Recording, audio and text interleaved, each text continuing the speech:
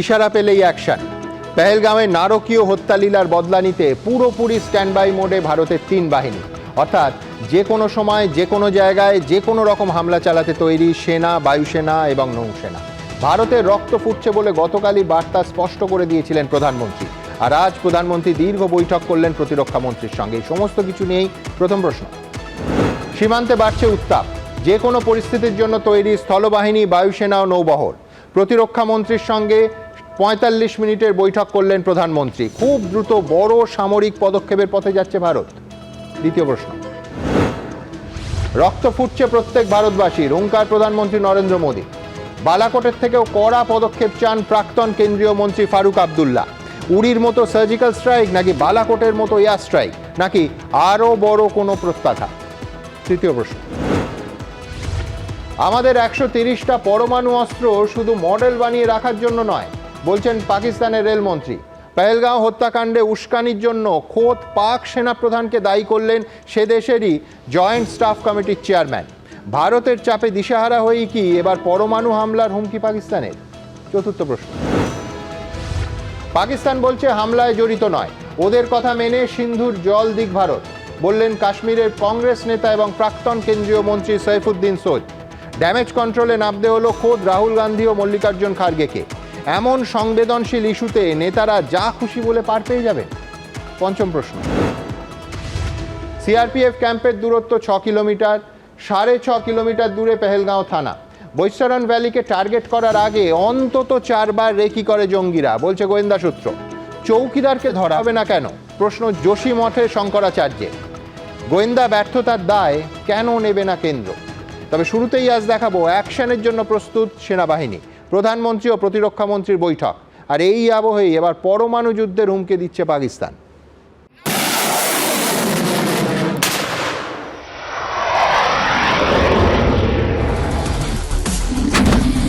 নৌবাহিনী প্রস্তুত, অ্যালার্ট সেনাবাহিনী।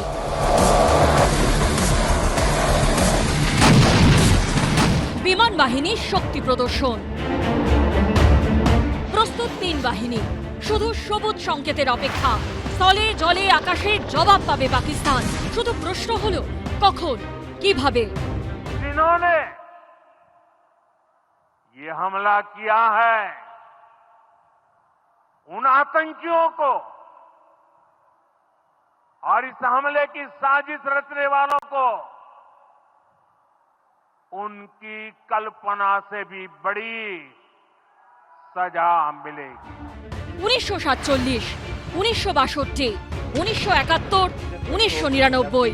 জওহরলাল নেহরু, ইন্দিরা গান্ধী, লাল বাহাদুর শাস্ত্রী, অটল বিহারী বাজপেয়ী, 4 প্রধানমন্ত্রীর হাতে 4টি যুদ্ধে পরাজয়ের পরও পাকিস্তানের আস্ফালন থামেনি। তাই ফের একবার জঙ্গি পাঠিয়ে ভারতকে রক্তাক্ত করার সাহস দেখিয়েছে তারা। তাই এবার নয়াদিল্লির জবাব দেওয়ার পালা। Some sort of visible military response is unavoidable. I think the nation is demanding it and expecting it. Surgical strike কিংবা এয়ার স্ট্রাইকে বিদ্ধ হয়েও পাকিস্তানের ফাঁকা আওয়াজ থামছে না। ফের একবার পরমাণু বোমার প্রসঙ্গ তুলে ভয় দেখানোর চেষ্টা করছে তারা। अगर हमारा पानी बंद करेंगे तो फिर जंग के लिए तैयार हो जाए। ये जो 130 एटॉमिक हमारे पास वेपन है, वो हमने सिर्फ मॉडल बनाने के लिए नहीं रखे हुए। ये जो बैलिस्टिक मिसाइल हैं, ये जो क्रूज मिसाइल हैं, ये जो शाहीन है, गौरी है, ये मैं फिर दोहराने लगा हूं, ये हमारे चौकों में नहीं है, ये हमारे बिल्कुल आप इनका रुख आपकी तरफ है। তথ্য বলছে পরমাণু অস্ত্রের নিরিখে পাকিস্তানকে টপকে গেছে Bharat. Federation of American scientist বা এফএএস কে দেওয়া status of world nuclear forces report অনুযায়ী ভারতের কাছে এখন আনুমানিক 180টি নিউক্লিয়ার ওয়্যারহেড রয়েছে, আর পাকিস্তানের কাছে রয়েছে আনুমানিক 170টি। मुझे एहसास है हर भारतीय का खून आतंकी हमले की तस्वीरों को देखकर खौल रहा है। প্রতিরক্ষা বিশেষজ্ঞরা পাকিস্তানের পরমাণু হুমকিকে বিন্দুমাত্র গুরুত্ব দিতে নারাজ। entire nation is expecting some spectacular something, যেটা ওরা গর্ব করে বলতে পারবে যে আমাদের সৈন্যরা কিংবা আমাদের সরকার, দেখো তোমরা এতদিন ধরে বলছিলে কিভাবে অ্যাকশন নিতে পারে। মিলিটেন্টদের উপরে একবার যে মাউন্ট করো, মানে ওয়ান্স ফর অল তাদের জন্য আমরা নিকেশ করে দিতে পারি, এবং যদি ভবিষ্যতে যদি কেউ চিন্তা ভাবনাও করতে যায় সে কেঁপে ওঠে যেন। একদিকে পাকিস্তানের একাংশ যখন ভারতকে পরমাণু বোমার হুমকি দিচ্ছে, তখন সূত্রের খবর শাসক দল পাকিস্তান মুসলিম লীগ নওয়াজের প্রধান ও প্রাক্তন প্রধানমন্ত্রী নওয়াজ শরীফ তার ভাই বর্তমান প্রধানমন্ত্রী শাহবাজকে পরামর্শ দিয়েছেন কূটনৈতিক পথেই ভারত পাকিস্তানের মধ্যে সমস্যার সমাধান হতে পারে। অর্থাৎ নওয়াজের পরামর্শ যুদ্ধ নয়। এবিপি আনন্দ। জল স্থল আকাশে একযোগে যখন ভারতের সামরিক বাহিনীর গর্জন শোনা যাচ্ছে, তখন সীমান্তের ওপার থেকে ভেসে আসছে দিশাহারা হুমকি। পাকিস্তানের রেলমন্ত্রী বলছেন যে পাকিস্তানের 130টা পরমাণু অস্ত্র তো শোপিস নয়, তাক করা আছে ভারতের দিকেই। এই আবহে আবার পাকিস্তান সেনাবাহিনীর মধ্যেই বিদ্রোহ দেখা দিয়েছে। পাকিস্তানের 3 বাহিনীর মধ্যে সমন্বয় রাখা যার দায়িত্ব, আজ তিনি মেনে নিলেন যে পেহেলগাঁও হত্যাকাণ্ডে পাক সেনাপ্রধানের হাত আছে। ভাবুন, সেনাপ্রধান নিজেই জঙ্গিদের মদদ দিচ্ছে, সেই কথা, সেই কনফার্মেশন আসছে সীমান্তের ওপার থেকে, অর্থাৎ পাকিস্তানের দিক থেকে। এবার ভারতের দিকে আসি। দেখুন, প্রথমে 24 তারিখ বিহারের জনসভা থেকে, তারপর গতকাল মানে 27 তারিখ মন কি বাতে দেশের প্রধানমন্ত্রী যখন 4 দিনের মধ্যে দুবার বলেন যে 1 জঙ্গি এবং তাদের মদতদাতারা এমন শাস্তি পাবে যা কল্পনারও অতীত, 2 আক্রান্তদের পরিবার বিচার পাবেন, বিচার পাবেনই, 3 কঠোরতম জবাব পাবে জঙ্গিরা, এবং 4 হামলার ছবি দেখে প্রত্যেক ভারতবাসীর রক্ত ফুটছে, তখন প্রত্যাঘাত যে হবে এটা নিয়ে সংশয়ের কোনো জায়গা থাকে না। কিন্তু প্রশ্নটা থাকে, যে প্রশ্নে আমি আমার প্রথম বক্তা ব্রিগেডিয়ার দেবাশিস দাসের কাছে যাব, যে সেই প্রত্যাঘাত কবে, কিভাবে এবং কতটা মারাত্মকভাবে। যখন আমি অনুষ্ঠান শুরু করছি আমার কানে আসছে যে রয়টার্সে পাক প্রতিরক্ষামন্ত্রী রয়টার্সকে দেয়া একটি সাক্ষাৎকারে বলছেন, খাজা মোহাম্মদ আসিফ পাক প্রতিরক্ষামন্ত্রী, তিনি বলছেন ভারতের আক্রমণ অবশ্যম্ভাবী, তার জন্য পাকিস্তান প্রস্তুত আছে। আই রিপিট, পাক প্রতিরক্ষামন্ত্রী রয়টার্সকে দেয়া একটি সাক্ষাৎকারে নিজেই বলছেন যে ভারতের আক্রমণ অবশ্যম্ভাবী। আমি ঠিক এই জায়গা থেকে ব্রিগেডিয়ার দেবাশিস দাসের কাছে আসব, যে উড়ি বা বালাকোটের থেকেও কি বড় প্রত্যাঘাত? হ্যাঁ, দেখুন, একটা কিছু বড় আমাদের দেশের মানুষ এখন দাবি করছে, কারণ উড়ি বালাকোট তারা দেখেছে, এবং খালি টেররিস্ট ক্যাম্পে আঘাত করা বা টেররিস্ট ইনফ্রাস্ট্রাকচারকে ভাঙাতে কি হচ্ছে, যে পাকিস্তানের যে শক্তিটা এটাকে কন্ট্রোল করে সেটা হচ্ছে পাকিস্তান আর্মি। আরও স্পেসিফিক বললে পাকিস্তান আর্মির পাঞ্জাব প্রদেশের যারা জেনারেল হন তারা, কারণ তাদের একটা উচ্চাশা থাকে পাকিস্তান দেশটাকে চালাবার জন্য, এবং তাদের আরেকটা উচ্চাশা থাকে যে ভারতবর্ষকে কোনোভাবে নাস্তানাবুদ করবার জন্য। এবং এটা আপনি ইতিহাসে দেখুন, মানে আপনার একদম প্রথম যিনি জুলফিকার আলী ভুট্টো ছিলেন সেইখান থেকে শুরু করুন, ইয়াহিয়া খান বলুন, আমাদের জিয়াউল হক বলুন, আপনি মুশারফ বলুন, তো এরা সবাই, এবং পাকিস্তানের যতগুলো প্রধানমন্ত্রী হয় তারা দেশ থেকে বিতাড়িত হয়েছেন বা তারা নিহত হয়েছেন। ভুট্টোর কথা বলুন, ওনার মেয়ের কথা বলুন, বেনাজির ভুট্টো, বা আপনি ইমরান খান এখন জেলে আছেন, নওয়াজ শরীফ পালিয়ে গিয়েছিলেন, এরকমভাবে এদের এক এক করে হয়। পারভেজ মুশারফ যেমন নিজেও পালিয়ে গেছিলেন লাস্টে। তো এই অ্যাম্বিশনটা এদের আসে কোত্থেকে? একটা অ্যারোগেন্স থেকে। আমি এদের সবার সাথে অনেকবার দেখা করেছি, বসেছি দেশে বিদেশের মাটিতে, 1-2বার পাকিস্তানেও গেছি ফ্ল্যাগ মিটিংয়ে। তো এইবার এদের মধ্যে একটা অ্যারোগেন্স থাকে, এরা নিজেদের দেশেরও অন্যান্য মানুষদের, নিজের আর্মির অন্যান্য মানুষদের হেয় করে, অপমান করে, এবং সেটা তারা বলেও আর কি। তো এবার এই অ্যাম্বিশনটার জন্য এই দেশ একটার পর একটা দাম দিয়ে চলেছে। যেমন নওয়াজ শরীফের সময় উনি জানতেন না, উনি তো আমাদের প্রধানমন্ত্রীর সাথে একটা ওই বাস যাত্রা করেছিলেন, আপনার যদি মনে থাকে, উড়ি টুড়ি দিয়ে বাস গিয়েছিল, এবং তখন ওনারা কার্গিল দখল করবার প্ল্যান করে ফেলেছেন, অ্যান্ড ওনারা পলিটিক্যাল লিডারশিপ এম্বারাসড আর কি। এখনও তাই হচ্ছে। এই মুহূর্তেও পাকিস্তানের শর্টস কন্ট্রোল করছে কিন্তু পাকিস্তান আর্মি আর আইএসআই। এরা যারা কথা বলছেন, এরা এনাদের স্ক্রিপ্টেড কথাবার্তা বলছেন নিজেদের মতো করে। আপনি যে কথাটা বললেন যে একজন নওয়াজ শরীফ তো বলতেন যে উনি জানতেনই না যে মুশারফ কার্গিলের প্ল্যান করে ফেলেছে। একেবারে উনি জানতেন না, সত্যিই জানতেন না, এবং ওর অ্যাম্বিশাস, এবং উনি ওনার অ্যাম্বিশাসটাকে চরিতার্থ করেছেন, উনি রাষ্ট্রপতি হয়েছিলেন। এবার আসি যে এই যিনি মন্ত্রী, রেলমন্ত্রী বলেছেন, এনার একটা ব্যাকগ্রাউন্ড আছে, ইনি ড্রাগ পাচার করে যাবজ্জীবন কারাদণ্ড পেয়েছিলেন, তারপরে ওনাকে মাফ করে দেয় 6 বছর জেল খাটার পরে। ফলে এরা সব আর্মির হয়ে কাজ করে, আর্মির হয়ে কথা বলে। কারণ এখন ইউএস যদি আর্মির লোক প্রেসিডেন্ট হয়ে যায়, ইউএস তাহলে তাদের সাথে ডিল করতে চায় না, সেই জন্য একটা সামনে পাপেট রাখে গভর্নমেন্ট। এবার আসি, আপনি যেটা বললেন যে কি হতে পারে, কবে, এই প্রশ্নগুলো তো মানে বেসিক কোশ্চেন, কবে কিভাবে আমরা জানি না, বাট যেটা হতে পারে সেটা হচ্ছে, দেখুন, স্থল সেনা আমাদের কাছে আছে পদাতিক বাহিনী, আমাদের কাছে আছে ট্যাঙ্ক বাহিনী, আমাদের কাছে আছে কামান বাহিনী। এবার কামানের রেঞ্জ আমরা জানি, বোফোর্সের রেঞ্জ ধরে নিন 40 কিলোমিটার, একটা গোলা এখান থেকে ফেলবেন চলে যাবে এরকম করে। আর আমাদের ইনফ্যান্ট্রি যারা ফায়ার করে তারা straight flat trajectory weapon, armoured corps tank বাহিনীও তাই। তো আমরা বর্ডারে এলওসিতে ফায়ারিং রেগুলার চলে, এখনও চলছে, এবং 1-1.5 কিলোমিটার অবধি, এবং পিন পয়েন্ট শ্যুট নেওয়া যায় এবং সেটা নেওয়া হয়। প্লাস আমরা বর্ডার ক্রস করে পদাতিকভাবে যেতে পারি। ট্যাঙ্ক বাহিনী যেইগুলো প্লেনস মরুভূমি সেখানে যায়। এছাড়া আছে আমাদের এয়ারফোর্স। এয়ারফোর্স ফাইটার এয়ারক্রাফট নিয়ে যুদ্ধ করে এবং বমও ফেলতে পারে, আবার মিসাইলও ফেলতে পারে উপর থেকে। আছে নেভি, আপনারা জানেন এয়ারক্রাফট ক্যারিয়ারও আছে, সাবমেরিনও আছে, ফ্রিগেটস আছে, ডেস্ট্রয়ার আছে। এরা সমুদ্রে দাপিয়ে বেড়াতে পারে এবং পোর্টগুলো কন্ট্রোল করে দিতে পারে যাতে বাণিজ্যিক কোনো কিছু না আসতে পারে, সেগুলো ওরা করছেও এখন। এবং এয়ারক্রাফট ক্যারিয়ারের উপরে এত ফাইটার প্লেন থাকে যে যারা নর্মাল ফাইটার প্লেনের মতো সাধারণ ওয়েপেন থেকে নিউক্লিয়ার ওয়েপেন সব কিছু ডেলিভার করতে ক্ষমতা রাখে।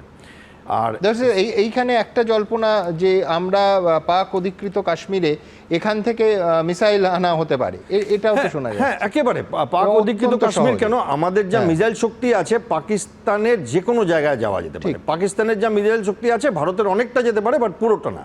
আমাদের এখন মিসাইল শক্তি যেগুলো ডেভেলপ করা হচ্ছে, সত্যি কথা বলতে ওগুলো কিন্তু পাকিস্তানের জন্য না, আরও দূরের শত্রুদের জন্য। তো ফলে আমাদের কাছে সেই ক্যাপাবিলিটি আছে। আমি ডিটেলসে যেতে চাইছি না, বাট আছে আমাদের কাছে। এইবার হচ্ছে আপনি যেটা বললেন মিসাইল, এবার মিসাইলের জন্য মানে ওই টেররিস্ট ইনফ্রাস্ট্রাকচার না ভেঙে পোর্টস, এয়ারপোর্টস, বড় বড় ব্রিজেস, নিউক্লিয়ার ফ্যাসিলিটি এগুলো ভেঙে দেওয়া যায়।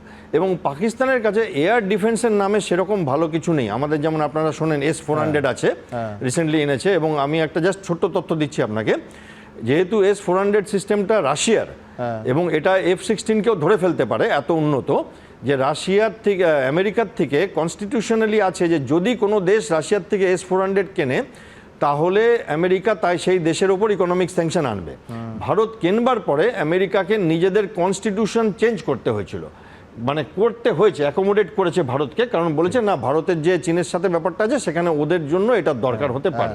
তো এইটা অ্যাকোমোডেশন। এইবার প্রত্যাঘাত, এখানে আমার শেষ প্রশ্ন আপনার কাছে, সেটা হচ্ছে পাকিস্তান তার সামরিক শক্তির জন্য মূলত চীনের ওপর নির্ভরশীল। এবার এই ক্ষেত্রে পহেলগাঁওয়ের ক্ষেত্রে গোটা পৃথিবী তার নিন্দা করেছে, কিন্তু পাশাপাশি গোটা পৃথিবী এক সুরে কিন্তু পাকিস্তানকে এর জন্য দায়ী করেনি। চীনের অবস্থান এবং চীনের কাছ থেকে কতটা সামরিক শক্তি পাকিস্তান সামরিক সাহায্য পেতে পারে? হ্যাঁ, প্রথম কথা দেখুন, ডাইরেক্ট সামরিক সাহায্য চীন, যেমন আমেরিকা 7th ফ্লিট পাঠিয়েছিল বাংলাদেশে আমাদের বিরুদ্ধে পাকিস্তানকে হেল্প করবার জন্য, আর রাশিয়া তাদের ফ্লিট পাঠিয়েছিল, সেরকম করবে না। চীন ভারতবর্ষের সাথে কোনো দিন এখন ডাইরেক্ট সম্মুখ সমরে যাবে না। জিনিসপত্র দেবে, মিসাইল দেবে, টেকনোলজি দেবে, নিউক্লিয়ার ওয়েপেন দেবে, সব কিছু করবে, বাট দূর থেকে করবে। চীন সম্মুখ সমরে কোনো দেশের সাথে যেতে চায় না। চীনের সেই অভিজ্ঞতাও নেই এবং চীনের সেই ইচ্ছাটাও নেই, কারণ চীনের এম কিন্তু আমাদের টাইট দেওয়া না, চীনের এম ইউএসের জায়গাটা দখল করবার, পৃথিবীর আঙিনায় খেলবার। এবার আপনার যে স্পেসিফিক প্রশ্ন আছে যে এইখানে চীনকে আমি কিন্তু চীনের বাধ্যবাধকতাটা বুঝি। চীন একটু ফেঁসে গেছে। আপনি জানেন এটা যে চীনের একটা one belt one road program আছে, ওটা যাচ্ছে কোথা দিয়ে জানেন? একদম পাকিস্তানের মাঝখান দিয়ে। এবার ওইটা ঘেটে গেছে বালুচিস্তানের জন্য, এবং এখন ঘেটে গেল কেন জানেন? ওই পুরো CPEC বলে আমরা, চাক পায় না ইকোনমিক করিডর, ওটা প্রায় মানে অফিসিয়াল ফিগার হচ্ছে $80 বিলিয়ন, অ্যাকচুয়ালি 100 বিলিয়নের ওপরে চীন ইনভেস্ট করে বসে আছে। ভারত করে দিল ট্রিটি ক্যান্সেল। ওই পুরো ওই লাইনটা হচ্ছে ড্যাম বানানো, irrigation channel and electricity supply and road, এই পুরোটা ওই ইন্দাস নদীর সাথে সাথে যাচ্ছে। এবার এটা পুরোটা চটকে যাবে। ওর তাহলে যে না, শি জিনপিং নিজেকে তো সারা জীবনের জন্য রাষ্ট্রপতি ঘোষণা করে দিচ্ছেন, তো ওনার অ্যাম্বিশন ছিল এই ওয়ান বেল্ট ওয়ান রোড। তো এই ওয়ান বেল্ট ওয়ান রোডটা ওনারা আর করতে পারবেন না CPEC। আর একটা ছোট্ট কথা বলে শেষ করব, যে কি মিলিটারিলি আমি বললাম যে মিসাইল দিয়ে করা যায়, আর্টিলারি দিয়ে করা যায়, আরেকটা করা যায়, সেটা হচ্ছে বালুচিস্তান হচ্ছে 45% land of Pakistan is Balochistan. মানে পাকিস্তানে 5টা চিফ মিনিস্টার আছে, 5টা রাজ্য, তার মধ্যে একটা হচ্ছে বালুচিস্তান। ইরানের সাথে বালুচিস্তানের 900 কিলোমিটার বর্ডার, আর আফগানিস্তানের সঙ্গে 1200 কিলোমিটার বর্ডার, ডুনার লাইনটা পুরোটা আর কি। হ্যাঁ, এবার বালুচিস্তান তো তৈরি হয়ে আছে যে আমরা দেশ ঘোষণা করব, আর ভারতও তৈরি আছে, সবার আগে আমরা ডিক্লেয়ার করে দেবো যে উই অ্যাকসেপ্ট ইউ। আর পৃথিবীর আরও অনেক দেশ তৈরি হয়ে গেছে। এটা হলে কি হলো, যদি এটা হয় যে পিওকের যেমন ডিমান্ড আসছে, এটা করাটা খুব একটা ডিফিকাল্ট হবে না, একটু পয়সা দিয়ে করানো যায়, প্লাস ওরা তৈরি হয়ে আছে, ওরা করছে। তাহলে কি হবে, পাকিস্তানের তো অর্ধেক দেশ চলে গেল, 50% পপুলেশন না, I am talking of resource, mineral resource and physical land. Sindh বহু বছর ধরে সিন্ধে ইনসার্জেন্সি চলছে, second half of Pakistan, which is almost 20-25% land. Punjab থেকে যাবে 30% ল্যান্ড, এবং সেটা হয়তো কোনো একটা বড় গেম প্ল্যানে হবে। আমরা তো সবাই বসে আছি, কবে অ্যাকশন হবে আমরা দেখব। একদম, ধন্যবাদ দেবাশিস দা। আমি এইখানেই ঠিক আমরা সবাই বসে আছি, প্রধানমন্ত্রীর ভাষায় 140 কোটি ভারতবাসীর রক্ত ফুটছে যে প্রত্যাঘাত হবে, ঠিক কি উপায় হবে যে আবার বলছি তা নিয়ে কোনো সংশয়ের জায়গা নেই, কারণ 4 দিনের মধ্যে দেশের প্রধানমন্ত্রী যদি দুবার বলেন এক কথা তাহলে প্রত্যাঘাত হবে, কিন্তু কি উপায় এবং কবে, সব থেকে বড় প্রশ্ন এটাই। इस हमले के दोषियों और साजिश रचने वालों को कठोरतम जवाब दिया जाएगा। গত 72 ঘন্টায় 3 বার হুঙ্কার ছেড়েছেন নরেন্দ্র মোদী। মহড়া, প্রস্তুতি সব শেষ। এখন প্রশ্ন একটাই, জবাব কখন দেওয়া হবে পাকিস্তানকে? জবাব দেওয়ার মাধ্যম কি হবে? কার্যত প্রহর গুনছে দেশবাসী।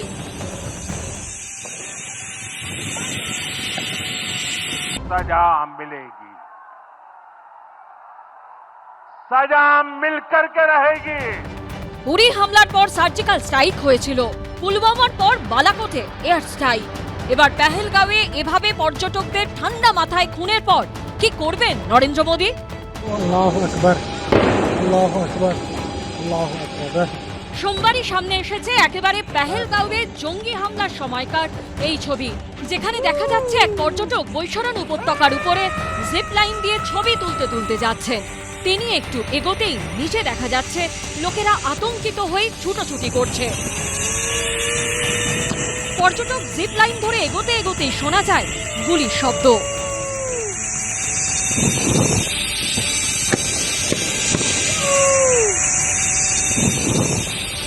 একটু পরেই দেখা যাচ্ছে একজন দৌড়তে দৌড়তে গুলি খেয়ে লুটিয়ে পড়ছেন।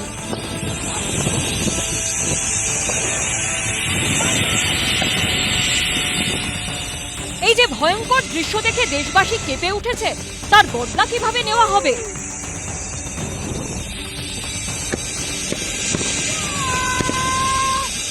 ফের পাক অধিকৃত কাশ্মীরে সার্জিক্যাল স্ট্রাইক, আগের মতো এয়ার স্ট্রাইক, নাকি দুটোই একসঙ্গে? পাক অধিকৃত কাশ্মীর কি পুনরুদ্ধারের পথে হাঁটবেন নরেন্দ্র মোদী? पाक ऑक्यूपाई कश्मीर भारत का है, रहेगा और हम उसको लेकर रहेंगे। বারবার মোদী, অমিত শাহ যে কথা বলেছেন, এবার কি তা করে পাকিস্তানকে মোক্ষম জবাব দেওয়া হবে? जिन्होंने ये हमला किया है, उन आतंकियों को और इस हमले की साजिश रचने वालों को उनकी कल्पना से भी बड़ी सजा मिलेगी। After Uri, we sent, the government sent a surgical strike across the border, and after Balakot, after Pulwama, there was the Balakot airstrike. Now today, I think we're going to see something more than that. 1971 সালে পাকিস্তানকে দুটুকরো করে দিয়েছিলেন ইন্দিরা গান্ধী। এবার কি এরকম কোন চরম পদক্ষেপের পথে হাঁটবে মোদী সরকার? War is always between the will of one country against the will of another country. তো যুদ্ধর জন্য অলমোস্ট প্রস্তুতি তো হয়ে গেছে, পলিটিক্যাল ডিসিশনটাই ফাইনাল হবে। কবে হবে, কখন হবে, কিভাবে হবে? সোমবার প্রতিরক্ষা মন্ত্রী রাজনাথ সিং এর সঙ্গে বৈঠক করেন নরেন্দ্র মোদী। অরিত্রিক ভট্টাচার্যের রিপোর্ট, এবিপি আনন্দ। দেখুন, আবার বলছি, প্রত্যাঘাত হবে এটা নিশ্চিত, কিন্তু কার্যত একটা মিলিটারি স্টেট পাকিস্তান, তারাও তো প্রত্যাঘাত করার চেষ্টা করবে, তারা বসে থাকবে না এটাও নিশ্চিত। আজকে যারা এই মুহূর্তে টেলিভিশন সেট খুললেন বা সোশ্যাল মিডিয়ায় দেখছেন, তাদের জানিয়ে রাখি যে রয়টার্সকে দেয়া একটা সাক্ষাৎকারে এক্ষুনি পাকিস্তানের প্রতিরক্ষামন্ত্রী খাজা মোহাম্মদ আসিফ বলছেন, ভারতের সামরিক আক্রমণ আসন্ন। আই রিপিট, ভারতের সামরিক আক্রমণ আসন্ন। এবার রোগ স্টেট পাকিস্তান, তারাও তো, তাদের কাছ থেকে দায়িত্বজ্ঞান আশা করা যায় না, এবং এই পরমাণু অস্ত্রের হুমকি সেটা খুব স্পষ্ট করে দিচ্ছে। ভারত এই পাল্টা আঘাত নেওয়ার জন্য কতটা তৈরি, এটা জেনে নেব ব্রিগেডিয়ার প্রবীর সান্যালের কাছ থেকে। Initial statement, 1988 JNK তে ইনসার্জেন্সি স্টার্ট হয়েছে। আমি 1990 থেকে অ্যাজ এ কোম্পানি কমান্ডার আর ইউনিট কমান্ড করেছি নর্থ কাশ্মীরে। অবস্থাটা তখন দেখেছি ও তখন লস্করে তৈবা আর্মির সাথে ওপেন যুদ্ধ করত, কিন্তু আমার কমান্ড শেষ হওয়ার পরে এলইটি সেটা বন্ধ করে দিয়েছে। উরি অ্যাটাক হলো 2016। প্রথমবার ইন্ডিয়ান আর্মড ফোর্সেস একটা রেসপন্স দিল 28 বছর পরে। এই 28 বছরে আমরা যে কাউন্টার ইনসার্জেন্সি লড়াই করেছি, কোনো শিক্ষা হয়নি।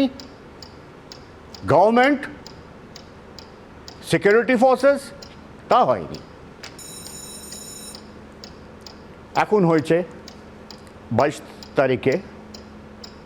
ইন্ডিয়ার রেসপন্সটা কি? পাকিস্তান আমাদের ব্ল্যাকমেল করছে, নিউক্লিয়ার ব্ল্যাকমেল, এটা করে দেব, ওটা করে দেব, জল বন্ধ করে দিলে রক্ত গঙ্গা করে দেব, আমরা সব শুনছি। আমরা প্রাইম মিনিস্টার বলেছে এইবার total response, army, navy, air force, আমাদের বেসিক নেভি অলরেডি ডিপ্লয় করে গেছে ক্লোজ টু পাকিস্তান। আমাদের এয়ারক্রাফট ক্যারিয়ার্স, আমাদের সাবমেরিন, নিউক্লিয়ার সাবমেরিন কোথায় আছে কেউ জানে না। নেভির যে মিসাইল ক্ষমতা 1000 to 4000 kilometre plus.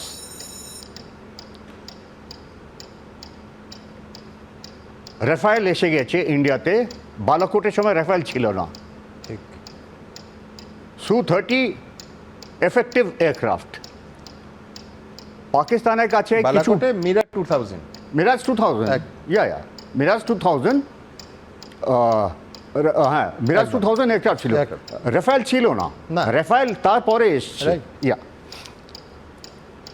Su-30 MK1 আছে। পাকিস্তানের কাছে 8-10টা ভাঙ্গা F-16 আছে, যার মেনটেনেন্স, স্পেয়ারস ওরা প্রবলেম ফেস করছে। কিন্তু পাকিস্তান এর আমাদের সম্মান করতে হবে। পাকিস্তান প্রত্যেকবার ঝামেলায় পড়ে আর একটা ইন্টেলিজেন্ট দেশের মতন ওইখান থেকে বেরিয়ে আসে। এটা আমাদের গভর্নেন্স বলুন কিংবা পলিটিশিয়ানস বলুন, আমরা সেই দক্ষতাটা আমাদের মধ্যে নেই। পাকিস্তান ফরেন মিডিয়ার ওপরে ভালো কন্ট্রোল করে। আমি একটা এক্সাম্পল দিচ্ছি। যখন বালাকোট হলো, ওখানে একটা ইটালিয়ান লেডি ইনভেস্টিগেটর ছিল, যে যখন ইন্ডিয়ান অ্যাটাক আরম্ভ হলো ও প্রম্পটলি ইনফরমেশন দিচ্ছিল। তারপরে 3-4 দিনের মধ্যে ওই ভদ্রমহিলা গায়েব হয়ে গেল, কেউ জানতে পারলো না। তারপরে আমরা মিডিয়ার থেকে খবর পেলাম ওকে নাকি $1000 দিয়ে কিনে নিয়েছে। এটা হচ্ছে পাকিস্তানের ক্ষমতা। আমাদের দেশের ফরেন মিডিয়ার ওপরে আমাদের ভার্চুয়ালি নো ইনফ্লুয়েন্স। যাই হোক, পাকিস্তান আমাদের বলেছে নিউক্লিয়ার রেসপন্স। নিউক্লিয়ার রেসপন্সের দুটো কম্পোনেন্ট আছে, একটা হচ্ছে মিসাইল যেটা নষ্ট করে, আর একটা হচ্ছে ডেলিভারি সিস্টেম, যে মিসাইলটা ওই ওয়ারহেডকে নিয়ে যায়। পাকিস্তানের কাছে যে মিসাইলসগুলো আছে, তারা একটা মিসাইল একটা বম্বকে নিয়ে যেতে পারে, হয়তো 2-3টে। ইন্ডিয়ার কাছে MIRV আছে, মাল্টিপল রিটার্গেটেড ইন্ডিপেন্ডেন্ট ভেহিকল, যেখানে আমরা 10টা-12টা মিসাইল একসাথে প্যাক করি। তার মধ্যে 5টা-6টা ভুয়ো মিসাইল থাকে আর 5-6টা সত্যি মিসাইল আছে। ব্রিগেডিয়ার সান্যাল, আমার একটা প্রশ্ন আছে, সেটা হচ্ছে যেহেতু পাকিস্তান ইটসেলফ একটা আনস্টেবল স্টেট, সেহেতু মিসাইলের চাবি কার হাতে, মানে আমি বলছি এটাই তো সব থেকে বড় প্রশ্ন, যে আদৌ বিনা প্রভোকেশনে চালিয়ে দেয়া যাবে কিনা, আদৌ রাষ্ট্রপ্রধানের হাতে তার সম্পূর্ণ নিয়ন্ত্রণ আছে কিনা। সব থেকে বিপজ্জনক প্রশ্ন তো পাকিস্তানের ক্ষেত্রে এটাই। পাকিস্তান হচ্ছে একটা বিচিত্র দেশ। হাফিজ সাহেবের হাতে না শাহবাজের হাতে? পাকিস্তান হচ্ছে এমন একটা দেশ যার ওনারশিপ হচ্ছে পাকিস্তান আর্মির। ঠিক।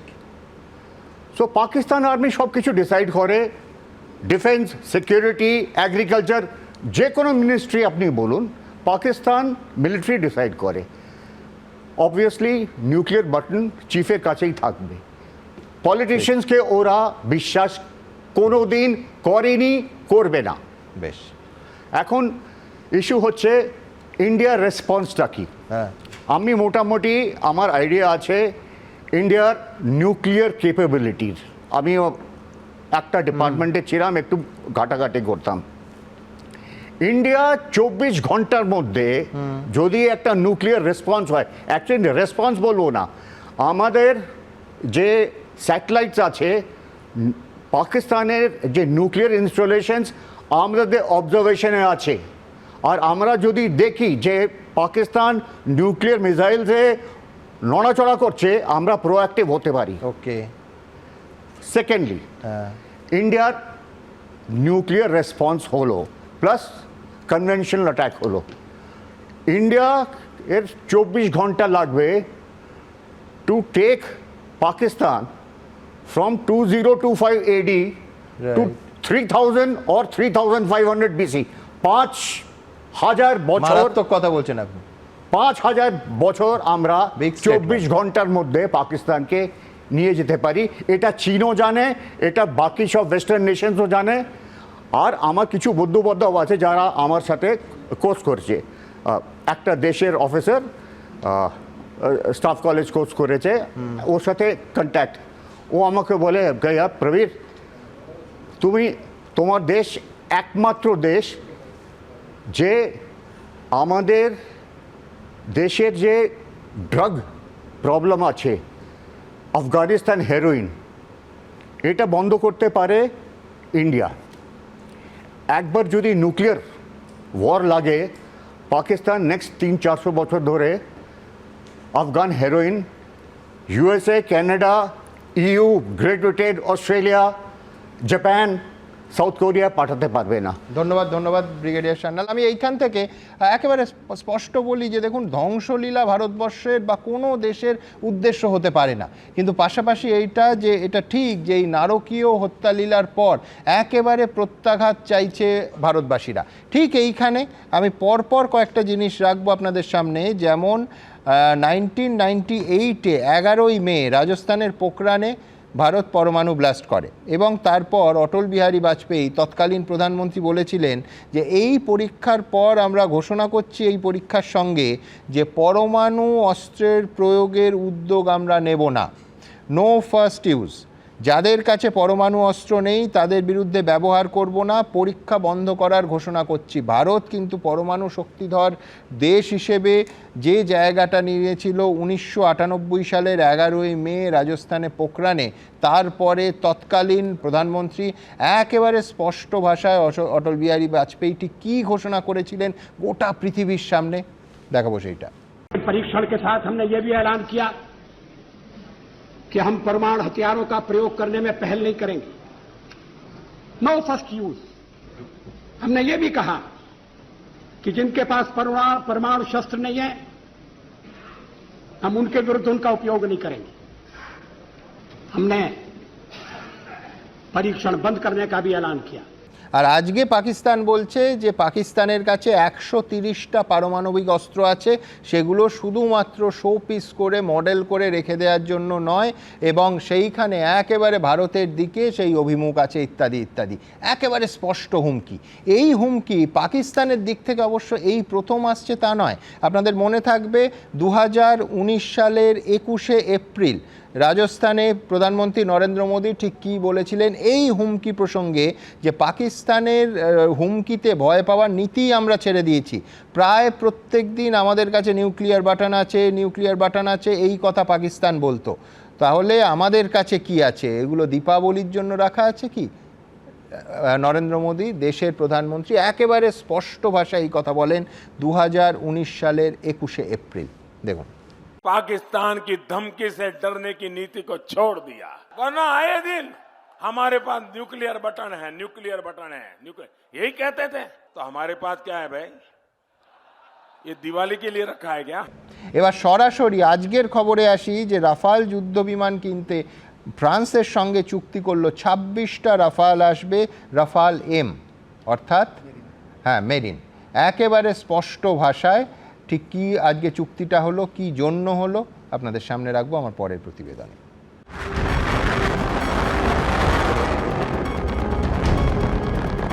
এইভাবেই আকাশের বুক চিরে উড়ে যায় রাফাল, শত্রুর বুকে কাঁপন ধরিয়ে দেয়। রাফাল থেকে ছোড়া মিসাইল ধ্বংস করে দেয় শত্রু শিবিরকে। পেহেলগাঁওয়ে বেছে বেছে হিন্দু পর্যটকদের হত্যার আবহে যখন ক্ষোভে ফুঁসছে দেশ, তখন আরও 26টি রাফাল যুদ্ধ বিমান কিনতে ফ্রান্সের সঙ্গে চুক্তি করল ভারত। প্রতিরক্ষা সচিব রাজেশ কুমার সিং এবং নৌবাহিনীর ভাইস চিফ অ্যাডমিরাল কে স্বামীনাথনের উপস্থিতিতে সোমবার স্বাক্ষরিত হল চুক্তি। বায়ুসেনার হাতে আগেই এসেছে রাফাল, এবার নৌসেনার হাতে আসবে 26টা অত্যাধুনিক এই যুদ্ধ বিমান, যার পোশাকি নাম রাফাল এম। 26টি রাফাল এম যুদ্ধ বিমান কিনতে খরচ হচ্ছে প্রায় 63,000 কোটি টাকা। নৌসেনার 2 বিমানবাহী যুদ্ধ জাহাজ আইএনএস বিক্রান্ত এবং আইএনএস বিক্রমাদিত্য থেকে আকাশে উঠবে এই 26টি রাফাল। সূত্রের খবর, ভারতীয় নৌসেনা 22টি 1 আসন বিশিষ্ট রাফাল মেরিন ফাইটার জেট এবং 4টি 2 আসনের বিমান পাবে। জানা গেছে পুরনো MiG-29K যুদ্ধ বিমানগুলির পরিবর্তে ব্যবহৃত হবে নতুন রাফাল। এটার মধ্যে একটা রেডার থাকে RBM, নর্মাল এয়ারফোর্সের রাফাল থেকে প্লেনটি একটু ভারী, এবং ভারতের কাছে এই রাফাল আসাতে ইন্ডিয়ার নেভি মানে পাকিস্তানের নেভিকে ইজিলি পরাস্ত করতে পারবে। 300 কিলোমিটারেরও বেশি পাল্লার air to ground scalp missile, আকাশ থেকে আকাশ মেটিওর ক্ষেপণাস্ত্র ছুটতে সক্ষম রাফাল এম, নিখুঁতভাবে লক্ষ্যে আঘাত হানতে সক্ষম এক্সোসেট AM-39 অ্যান্টিশিপ মিসাইলও থাকবে এই যুদ্ধ বিমানে। সবচেয়ে বড় কথা, 4.5 জেনারেশনের রাফাল পরমাণু অস্ত্র বহনেও সক্ষম। Vikramaditya and INS Vikrant made in India. Therefore, to make sure that they are used to the full advantage, we will have to have aircraft of quality and availability. এর আগে 2016 সালে প্রায় 58,000 কোটি টাকায় ফ্রান্সের থেকে 36টি রাফাল যুদ্ধ বিমান কিনতে চুক্তি করে ভারত। 36টির মধ্যে 30টি ছিল যুদ্ধ বিমান। রাফাল আসার পর ভারতীয় বায়ুসেনার শক্তি অনেকাংশেই বেড়ে গেছে। আম্বালা ও হাসিমারায় বায়ুসেনা ঘাঁটিতে মোতায়েন থাকে রাফাল। পাকিস্তানের সঙ্গে সংঘাতের আবহেই রাফাল ও সুখোই মহড়া করেছে ভারতীয় বায়ুসেনা। 2031-32 সালের মধ্যে 26টি রাফাল এম বিমান ভারতে চলে আসবে। ভারত পাকিস্তান উত্তেজনার আবহে ভারতে অস্ত্র ভাণ্ডার আরও সমৃদ্ধ হচ্ছে। 2016 সালে পাক অধিকৃত কাশ্মীরে জঙ্গিদের লঞ্চ প্যাড ধ্বংস করতে ব্যবহৃত কার্ল গুস্তাভ রকেট লঞ্চারের উন্নত সংস্করণ AT-4 সেনাবাহিনীর কাছে সরবরাহ শুরু হয়েছে। এবিপি আনন্দ। দেখুন তাহলে ব্যাপারটা কি দাঁড়ালো এই যে রাফাল ইতিমধ্যে 36টা ভারতীয় বায়ুসেনার হাতে ছিল, নৌসেনার জন্য আরও 26টা চুক্তি হলো 63,000 কোটি টাকা দিয়ে রাফাল এম। আমার এইখানে প্রশ্ন থাকবে আমার পরবর্তী বক্তা রাজাগোপাল ধর চৌধুরীর কাছে, যে আজকের পৃথিবীতে, আধুনিক পৃথিবীতে টোটাল ওয়ার কেউ প্রেসক্রাইব করে না, কিন্তু এই লং টার্ম চিন্তা ভাবনাগুলো দেখে মনে হচ্ছে যে ভারতবর্ষের কোনো দীর্ঘমেয়াদী যুদ্ধের পরিকল্পনার দিকে যাচ্ছে ভারত। হ্যাঁ সুমন, দেখো আমরা সবাই ভারাক্রান্ত মন নিয়ে আজকে রয়েছি। আমরা সবাই বসে আছি কখন প্রত্যাঘাত হবে। আমরা যেটা অলরেডি শুরু করেছি সেটা হচ্ছে যে ইন্দাস ওয়াটার। এর আগে যতবার যুদ্ধ হয়েছে পাকিস্তানের সাধারণ মানুষের কথা ভেবে আমরা জল বন্ধ করিনি, এবারে বন্ধ করেছি। কেননা এবার আমাদের মনে হয়েছে যে আমাদের পাকিস্তানকে সবক শেখানো দরকার, এবং একই সঙ্গে আমরা কিন্তু আমাদের যে সামরিক শক্তি যেটা আছে সেটাকে কি করে বাড়ানো যায়। আপনি বলছেন যে আমরা অপেক্ষায় আছি, আমি বলছি যে পাকিস্তানের পররাষ্ট্রমন্ত্রীর কথা শুনে বোঝা যাচ্ছে তারা আশঙ্কায় আছে। না, প্রতিরক্ষা মন্ত্রী আশঙ্কায় বলছে যে কোনো মুহূর্তে ভারত আক্রমণ করতে পারে, আক্রমণ আসন্ন। না দেখুন, যেটা ঘটছে আমাদের এই শক্তি দেখে ওরা পাগলপনা শুরু করে দিয়েছে। ওরা বলছে 130টা ওদের নিউক্লিয়ার রয়েছে, ওয়েপন্স আছে। আমরা জানি যে দেখুন রাশিয়ার সঙ্গে ইউক্রেনের যুদ্ধের সময় সেখানে কিন্তু রাশিয়া নিউক্লিয়ার স্টেট, সে কিন্তু ব্যবহার করেনি, যদিও মাঝে মধ্যে পুতিন বলেছিল আমার নিউক্লিয়ার শক্তি টক্তি আছে, এগুলো ভয় দেখানোর জন্য। মোটামুটি বোঝা যাচ্ছে ভারতের শক্তি দেখে ওরা একেবারে বুঝেছে, নিউক্লিয়ার ওয়ারের কথা যখন বলছে বোঝাই যাচ্ছে যে ওদের আর কোনো কিছু নেই। ওদের বুঝে দেখা উচিত যদি একটা নিউক্লিয়ার ওয়েপন যদি ওরা ব্যবহার করে কি হতে পারে, সেটা পাকিস্তান মানে এখন হয়তো বুঝতে পারছে না, কিন্তু বোঝার সময় এসছে। ভারত শান্তি চায়। আমাদের ভগবান রামচন্দ্র টেররিস্ট রাবণ যখন আমাদের সীতাকে হরণ করে নিয়ে গেল, ভগবান রামচন্দ্র শ্রীলঙ্কায় গিয়ে বানর সেনাদের নিয়ে গিয়ে কী করেছে আমরা সবাই জানি। তারপরে টেররিস্টদের হত্যা করে দেশে ফিরে আসে। এটাই হচ্ছে ভারতের আদর্শ। আমরা এই টেররিস্টদের শিক্ষা দেব। পাকিস্তানের মানুষকে আমরা কোনো দিন সাহায্য করব, পাকিস্তানের মানুষকে জব্দ করব, এই ধরনের বাসনা ভারতবর্ষের নেই। সুতরাং পাকিস্তানের যারা মানুষ তারা নিশ্চিন্ত থাকতে পারেন, আমরা ভারত কোনো দিন তাদের বিরুদ্ধে যাব না, শান্তিপূর্ণ মানুষকে হত্যা করব না, যেটা পাকিস্তান করছে। কিন্তু যারা এর ইন্ধন যোগাচ্ছে তারা জেনে রাখুক, প্রত্যেক যারা ইন্ধন দিয়েছে they will get suitable lesson, তারা শাস্তি পাবে। আমরা একেবারে প্রস্তুত। হ্যাঁ, কিন্তু একটা পরমাণু যুদ্ধ শুরু হলে সেটা তো আর বাছবিচার করবে না।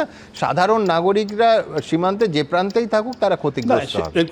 যেটা দেখুন আজকাল যুদ্ধ যে জায়গায় চলে গেছে, আপনি প্রেসিশন, আপনি একেবারে বালাকোটে আপনি দেখলেন, আমরা আক্রমণ করলাম, সাধারণ মানুষ বিরাট কিছু মারা গেলে কিন্তু বিরাট প্রতিক্রিয়া হতো, সেটা ঘটেনি, একেবারে পিন পয়েন্টেড।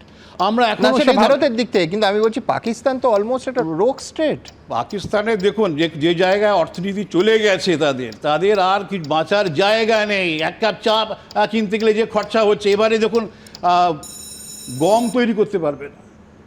ইন্দাস বেসিনে যদি জল শুকিয়ে যায়, যে গম যদি তৈরি না করতে পারে, রুটি তারা যদি তৈরি না করতে, এটা যদি বিদেশ থেকে আনতে হয়, কী ধরনের চাপ পাকিস্তানে আসবে সেটা একটা পরিষ্কার বোঝা যাচ্ছে। সুতরাং এই জায়গায় দাঁড়িয়ে, এবং এটাও এর চেয়ে বড় কথা হচ্ছে যে পাকিস্তানের ভেতরকার, আমি শুধু আপনাকে মনে করিয়ে দেবো যে জুলফিকার আলী ভুট্টো বলেছিলেন যে দরকার হলে আমরা ঘাস খেয়ে থাকবো, কিন্তু তাহলেও আমাদের পরমাণু অস্ত্র চাই। হ্যাঁ, পরমাণু অস্ত্রটা তার তো বিরাট ইতিহাস, আমরা তো জানি। পাকিস্তান চিরকালই মনে করতো যদি একটা পরমাণু অস্ত্র থাকে ভারত কোনোদিন আক্রমণ করতে পারবে না। 71 যখন যুদ্ধটা হলো, তখন তারপরেই কিন্তু বিরাটভাবে আব্দুল সাত্তারকে আমরা জানি নোবেল লরেটকে তারা ব্যবহার করে শেষ পর্যন্ত সফল হয়েছে। কিন্তু আমরা ওই সময় যদি ভেঙে দিতে পারতাম পাকিস্তানের নিউক্লিয়ার সিস্টেমগুলো, তাহলে কিন্তু এই জায়গায় পাকিস্তান দাঁড়াতো না। যাই হোক, আমাদের যারা তখন নেতৃত্বে ছিলেন তাদের দুর্বলতাই প্রকাশ পেয়েছে। কিন্তু এখন আমরা অত্যন্ত সবল, আমরা পাকিস্তানকে জানিয়ে দিতে চাই আমরা কিন্তু ছাড়ব না। এই যে আমাদের যে নেতৃত্ব যে ধরনের দৃষ্টিভঙ্গি রাখছেন, সেটা মানুষের কাছে একটা প্রেরণা হিসেবে তৈরি হচ্ছে।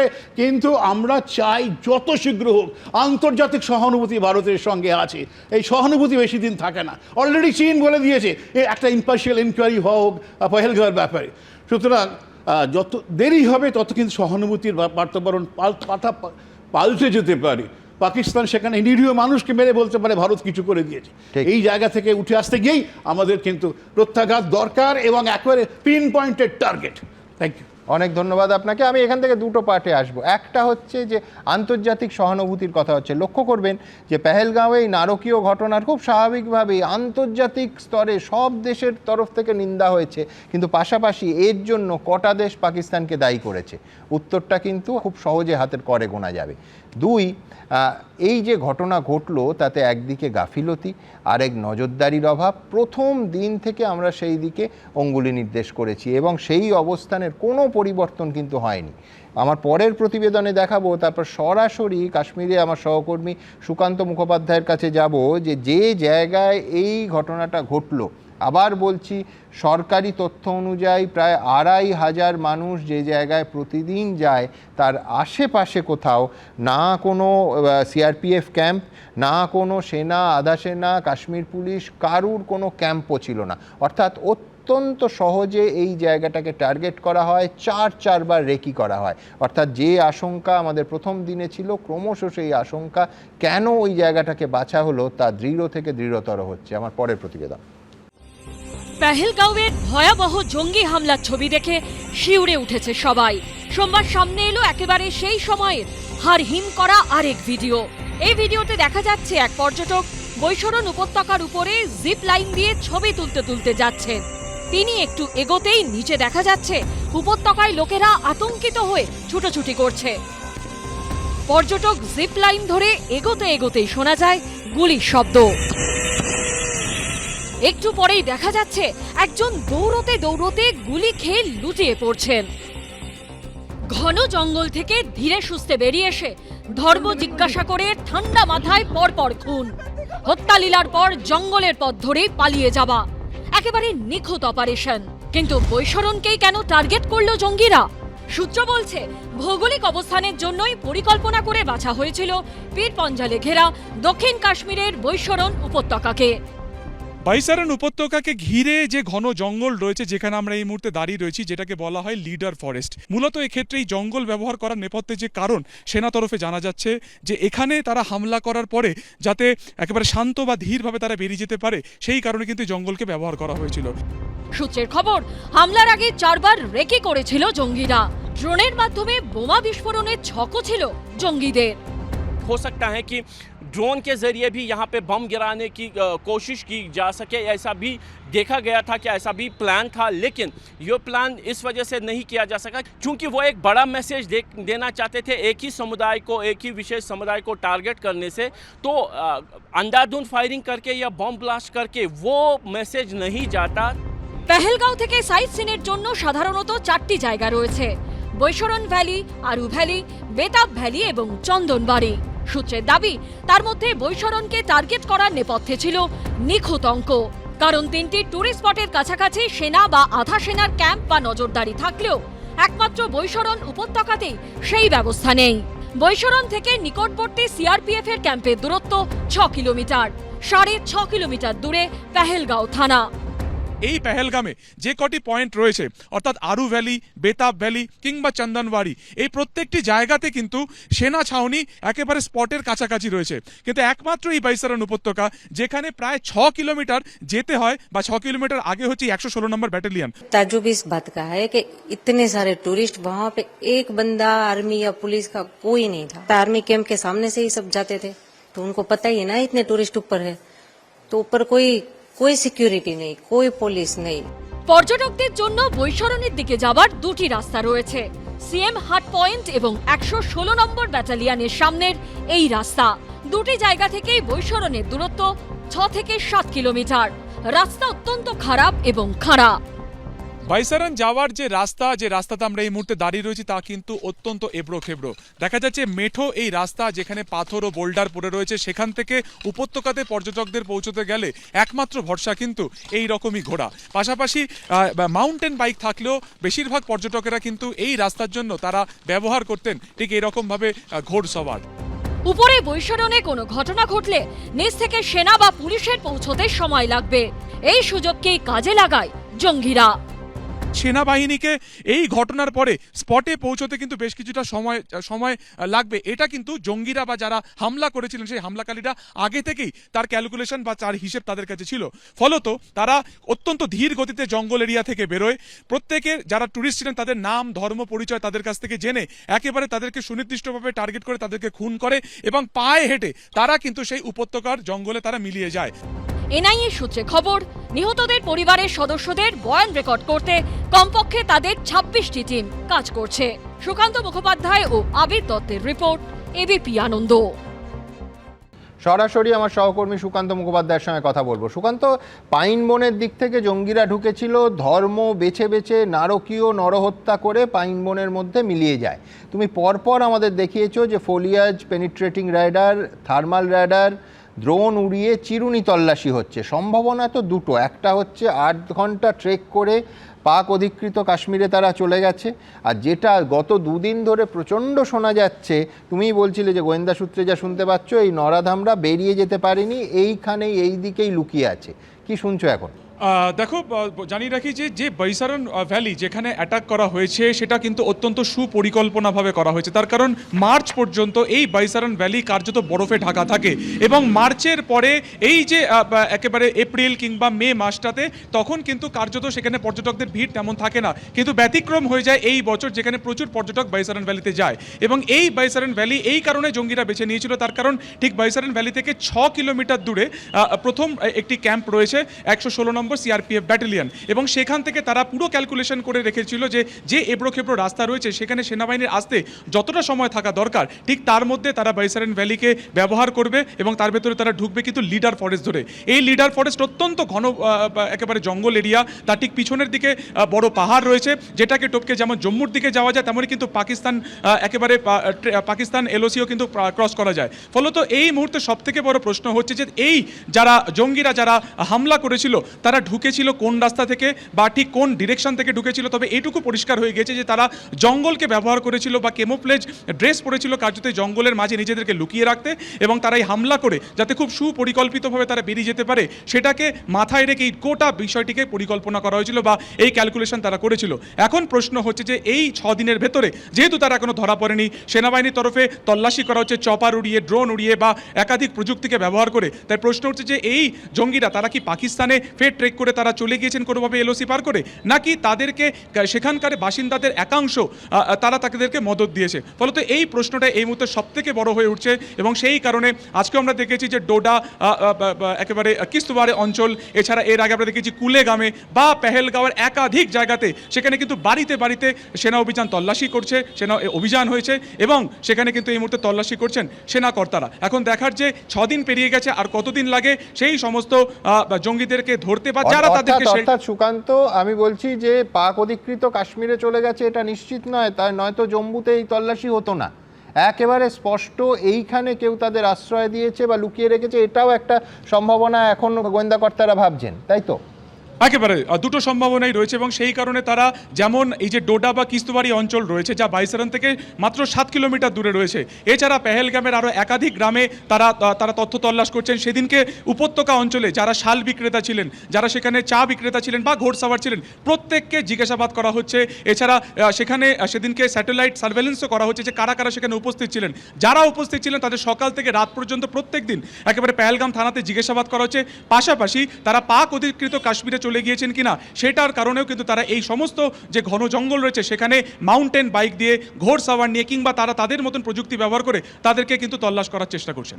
ধন্যবাদ সুকান্ত, যেটা বর্ণনা করার চেষ্টা করছিল অর্থাৎ বৈসারন উপত্যকার পাশে যে লিডার জঙ্গল সেখান থেকে এই আততায়ীরা বেরিয়ে আসে আবার সেখানে মিলিয়ে যায়, তারপর তারা কোথায় গেল দেখুন। এই হচ্ছে সেই লিডার ফরেস্ট। সেই লিডার ফরেস্ট কেন গুরুত্বপূর্ণ? এই লিডার ফরেস্টের ভেতর থেকেই কিন্তু জঙ্গিরা জংলা পোশাক পরে হাতে আগ্নেয়াস্ত্র নিয়ে তারা বৈসারন উপত্যকাতে ঢোকে। ভূস্বর্গের অপরূপ সৌন্দর্যে তখন মোহিত হয়েছিলেন পর্যটকরা। ঠিক সেই সময় যমদূতের মতো জঙ্গিদের আকস্মিক আবির্ভাব, বেছে বেছে 25 জন পর্যটককে খুন। মঙ্গলবার দুপুরে পেহেলগাঁওর বৈসারনে নৃশংস জঙ্গি হামলার পর 5 দিন পেরিয়ে গেছে, এখনো অধরা হামলাকারী জঙ্গিরা। এরই মধ্যে কাশ্মীর জুড়ে চলছে চিরুনি তল্লাশি, নদী, পাহাড়, জঙ্গল, তল্লাশিতে বাদ যাচ্ছে না কিছুই। বৈসারন যাওয়ার একটি পয়েন্ট রয়েছে, আর এটি দ্বিতীয় এবং শেষ যে একটি পয়েন্ট রয়েছে যেখান থেকেও পর্যটকেরা ওপর দিকে যেতেন বা বৈসারন উপত্যকার দিকে যেতেন, সেটিকে বলা হয় সিএম হাট অর্থাৎ চিফ মিনিস্টারের হাট। সামনে পুরোপুরি ব্যারিকেড করে দেওয়া হয়েছে কাটা তার দিয়ে এবং ভেতরে কিন্তু এই মুহূর্তে জঙ্গল থেকে শুরু করে প্রত্যেকটি জায়গাতে চিরুনি তল্লাশি চালানো হচ্ছে। যা গাড়িতে যে 4 চাকার যে মোটর বাইক থাকে সেই মোটর বাইকে করে, যেটাকে ই বাইক বলা হয়, তার মাধ্যমে জঙ্গলের বিভিন্ন জায়গাতে তারা কিন্তু সার্চ অভিযান চালাচ্ছেন। सर यहाँ पे पूरा बंद है? बिल्कुल बंद है, टोटल बंद है। अंदर पूरा सर्च ऑपरेशन चल रहा है? हाँ, सर्च चल रहा है। ये जितना भी पॉइंट है ऐसे ही सील कर दिया है? हाँ, बिल्कुल टोटल सील्ड है। ওরা কোথাও কোনো পার পাবে না, যেখানেই লুকিয়ে থাকুক, ইন্ডিয়াতে, পাকিস্তানে, বিশ্বের যে কোনো দেশে, ওদের আমরা বের করবই খুঁজে এবং ওদের আমরা উচিত শাস্তি দেব। ওদের সেইভাবে আমরা একদমই সেইভাবেই উচিত শিক্ষা দেব যেইভাবে ওরা জঙ্গি হামলাটা করেছে। চারদিকে দেবদারু আর পাইনের জঙ্গল। এই জঙ্গল থেকেই জংলা পোশাকে অস্ত্র হাতে বেরিয়ে আসে জঙ্গিরা। বাঁদিকের যে অংশ রয়েছে এই জঙ্গল হচ্ছে মূলত পেহেলগামের বিজবেহারা ডিভিশনের মধ্যে পড়ছে এবং এই পুরো জঙ্গলকে বলা হয় লিডার ফরেস্ট। জঙ্গলের ভেতরেই কিন্তু ঘটনার পর থেকে চিরুনি তল্লাশি চালানো হচ্ছে, কোথাও তারা আটকে রয়েছেন কিনা, কোন রাস্তা থেকে জঙ্গিরা এই জঙ্গলকে পাথেয় করে বা এই জঙ্গলকে কার্যত আশ্রয় করে তারা উপত্যকাতে বা ভ্যালিতে ঢুকেছিলেন এবং হামলা চালানোর পর তারা সেখান থেকে কি করে পালিয়ে গেলেন, কোথা থেকে পালিয়ে গেলেন, সেই পুরো বিষয়টা কিন্তু দেখা হচ্ছে। পলাতক জঙ্গিদের ধরতে দিন রাত এক করে দিচ্ছে ভারতীয় সেনা, আধা সেনা ও জম্মু কাশ্মীর পুলিশ। কাশ্মীরে বিস্ফোরণে উড়িয়ে দেওয়া হচ্ছে একের পর এক জঙ্গিদের বাড়ি। সূত্রের দাবি, লুকিয়ে থাকার জন্য দক্ষিণ কাশ্মীরের ঘন জঙ্গলকে ব্যবহার করছে 4 জঙ্গি। মূলত এই ক্ষেত্রে এই জঙ্গল ব্যবহার করার নেপথ্যে যে কারণ সেনা তরফে জানা যাচ্ছে যে এখানে তারা হামলা করার পরে যাতে একেবারে শান্ত বা ধীরভাবে তারা বেরিয়ে যেতে পারে, সেই কারণে কিন্তু জঙ্গলকে ব্যবহার করা হয়েছিল। এই হামলার পরে সিআরপিএফ বা সেনার তরফে যখন তারা মুভমেন্ট করে রাস্তা কভার করে তারা যখন এই বৈশারণ উপত্যকাতে যাবে, সেক্ষেত্রে দাঁড়িয়ে তাদের বেশ কিছুটা কিন্তু সময় লাগার কথা। পূর্ব পরিকল্পনা করেই কিন্তু বৈশারণের এই জঙ্গল ঘেরা রাস্তা কার্যত বলা যেতে পারে বেছে নিয়েছিলেন জঙ্গিরা। কিস্তওয়ার রেঞ্জের জঙ্গলে জঙ্গিরা লুকিয়ে থাকতে পারে বলে অনুমান করা হচ্ছে। সেনা সূত্র মনে করছে স্থানীয়দের একাংশ জঙ্গিদের সাহায্য করছে। এখান থেকে মাত্র 17 কিলোমিটার দূরেই রয়েছে কিন্তু ডোডা কিস্তুবাড়া যে গ্রাম, যেখানে সেনার তরফে অভিযান চালানো হচ্ছে। সেনা সূত্রে খবর, নারকীয় হত্যালীলা চালানোর পর নিহত পর্যটকদের 2টি মোবাইল ফোন নিয়ে গেছে জঙ্গিরা। সেই ফোন দিয়েই সাহায্যকারীদের সঙ্গে যোগাযোগ করতে পারে জঙ্গিরা, তাই সেদিকেও নজর রাখা হয়েছে। এরই মধ্যে জঙ্গিহানার তীব্র নিন্দা করে কার্যত ক্ষমা চেয়ে নিয়েছেন জম্মু কাশ্মীরের মুখ্যমন্ত্রী ওমর আবদুল্লাহ। जम्मू कश्मीर की सिक्योरिटी, जम्मू कश्मीर की सुरक्षा, जम्मू कश्मीर के लोगों की चुनी हुई हुकूमत की जिम्मेदारी नहीं है, लेकिन तब भी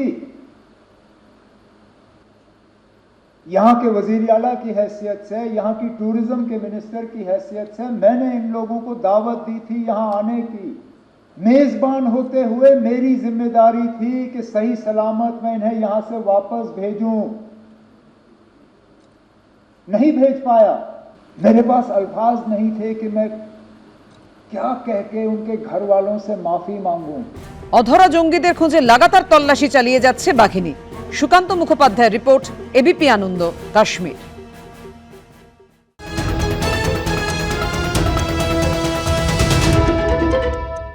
এই মুহূর্তে সবথেকে বড় খবর যে ভারতের দিক থেকে বিমান হামলা হতে পারে এই আশঙ্কায় ইসলামাবাদ আর লাহোরের মধ্যে সমস্ত বিমান চলাচল নিষিদ্ধ করল পাকিস্তান।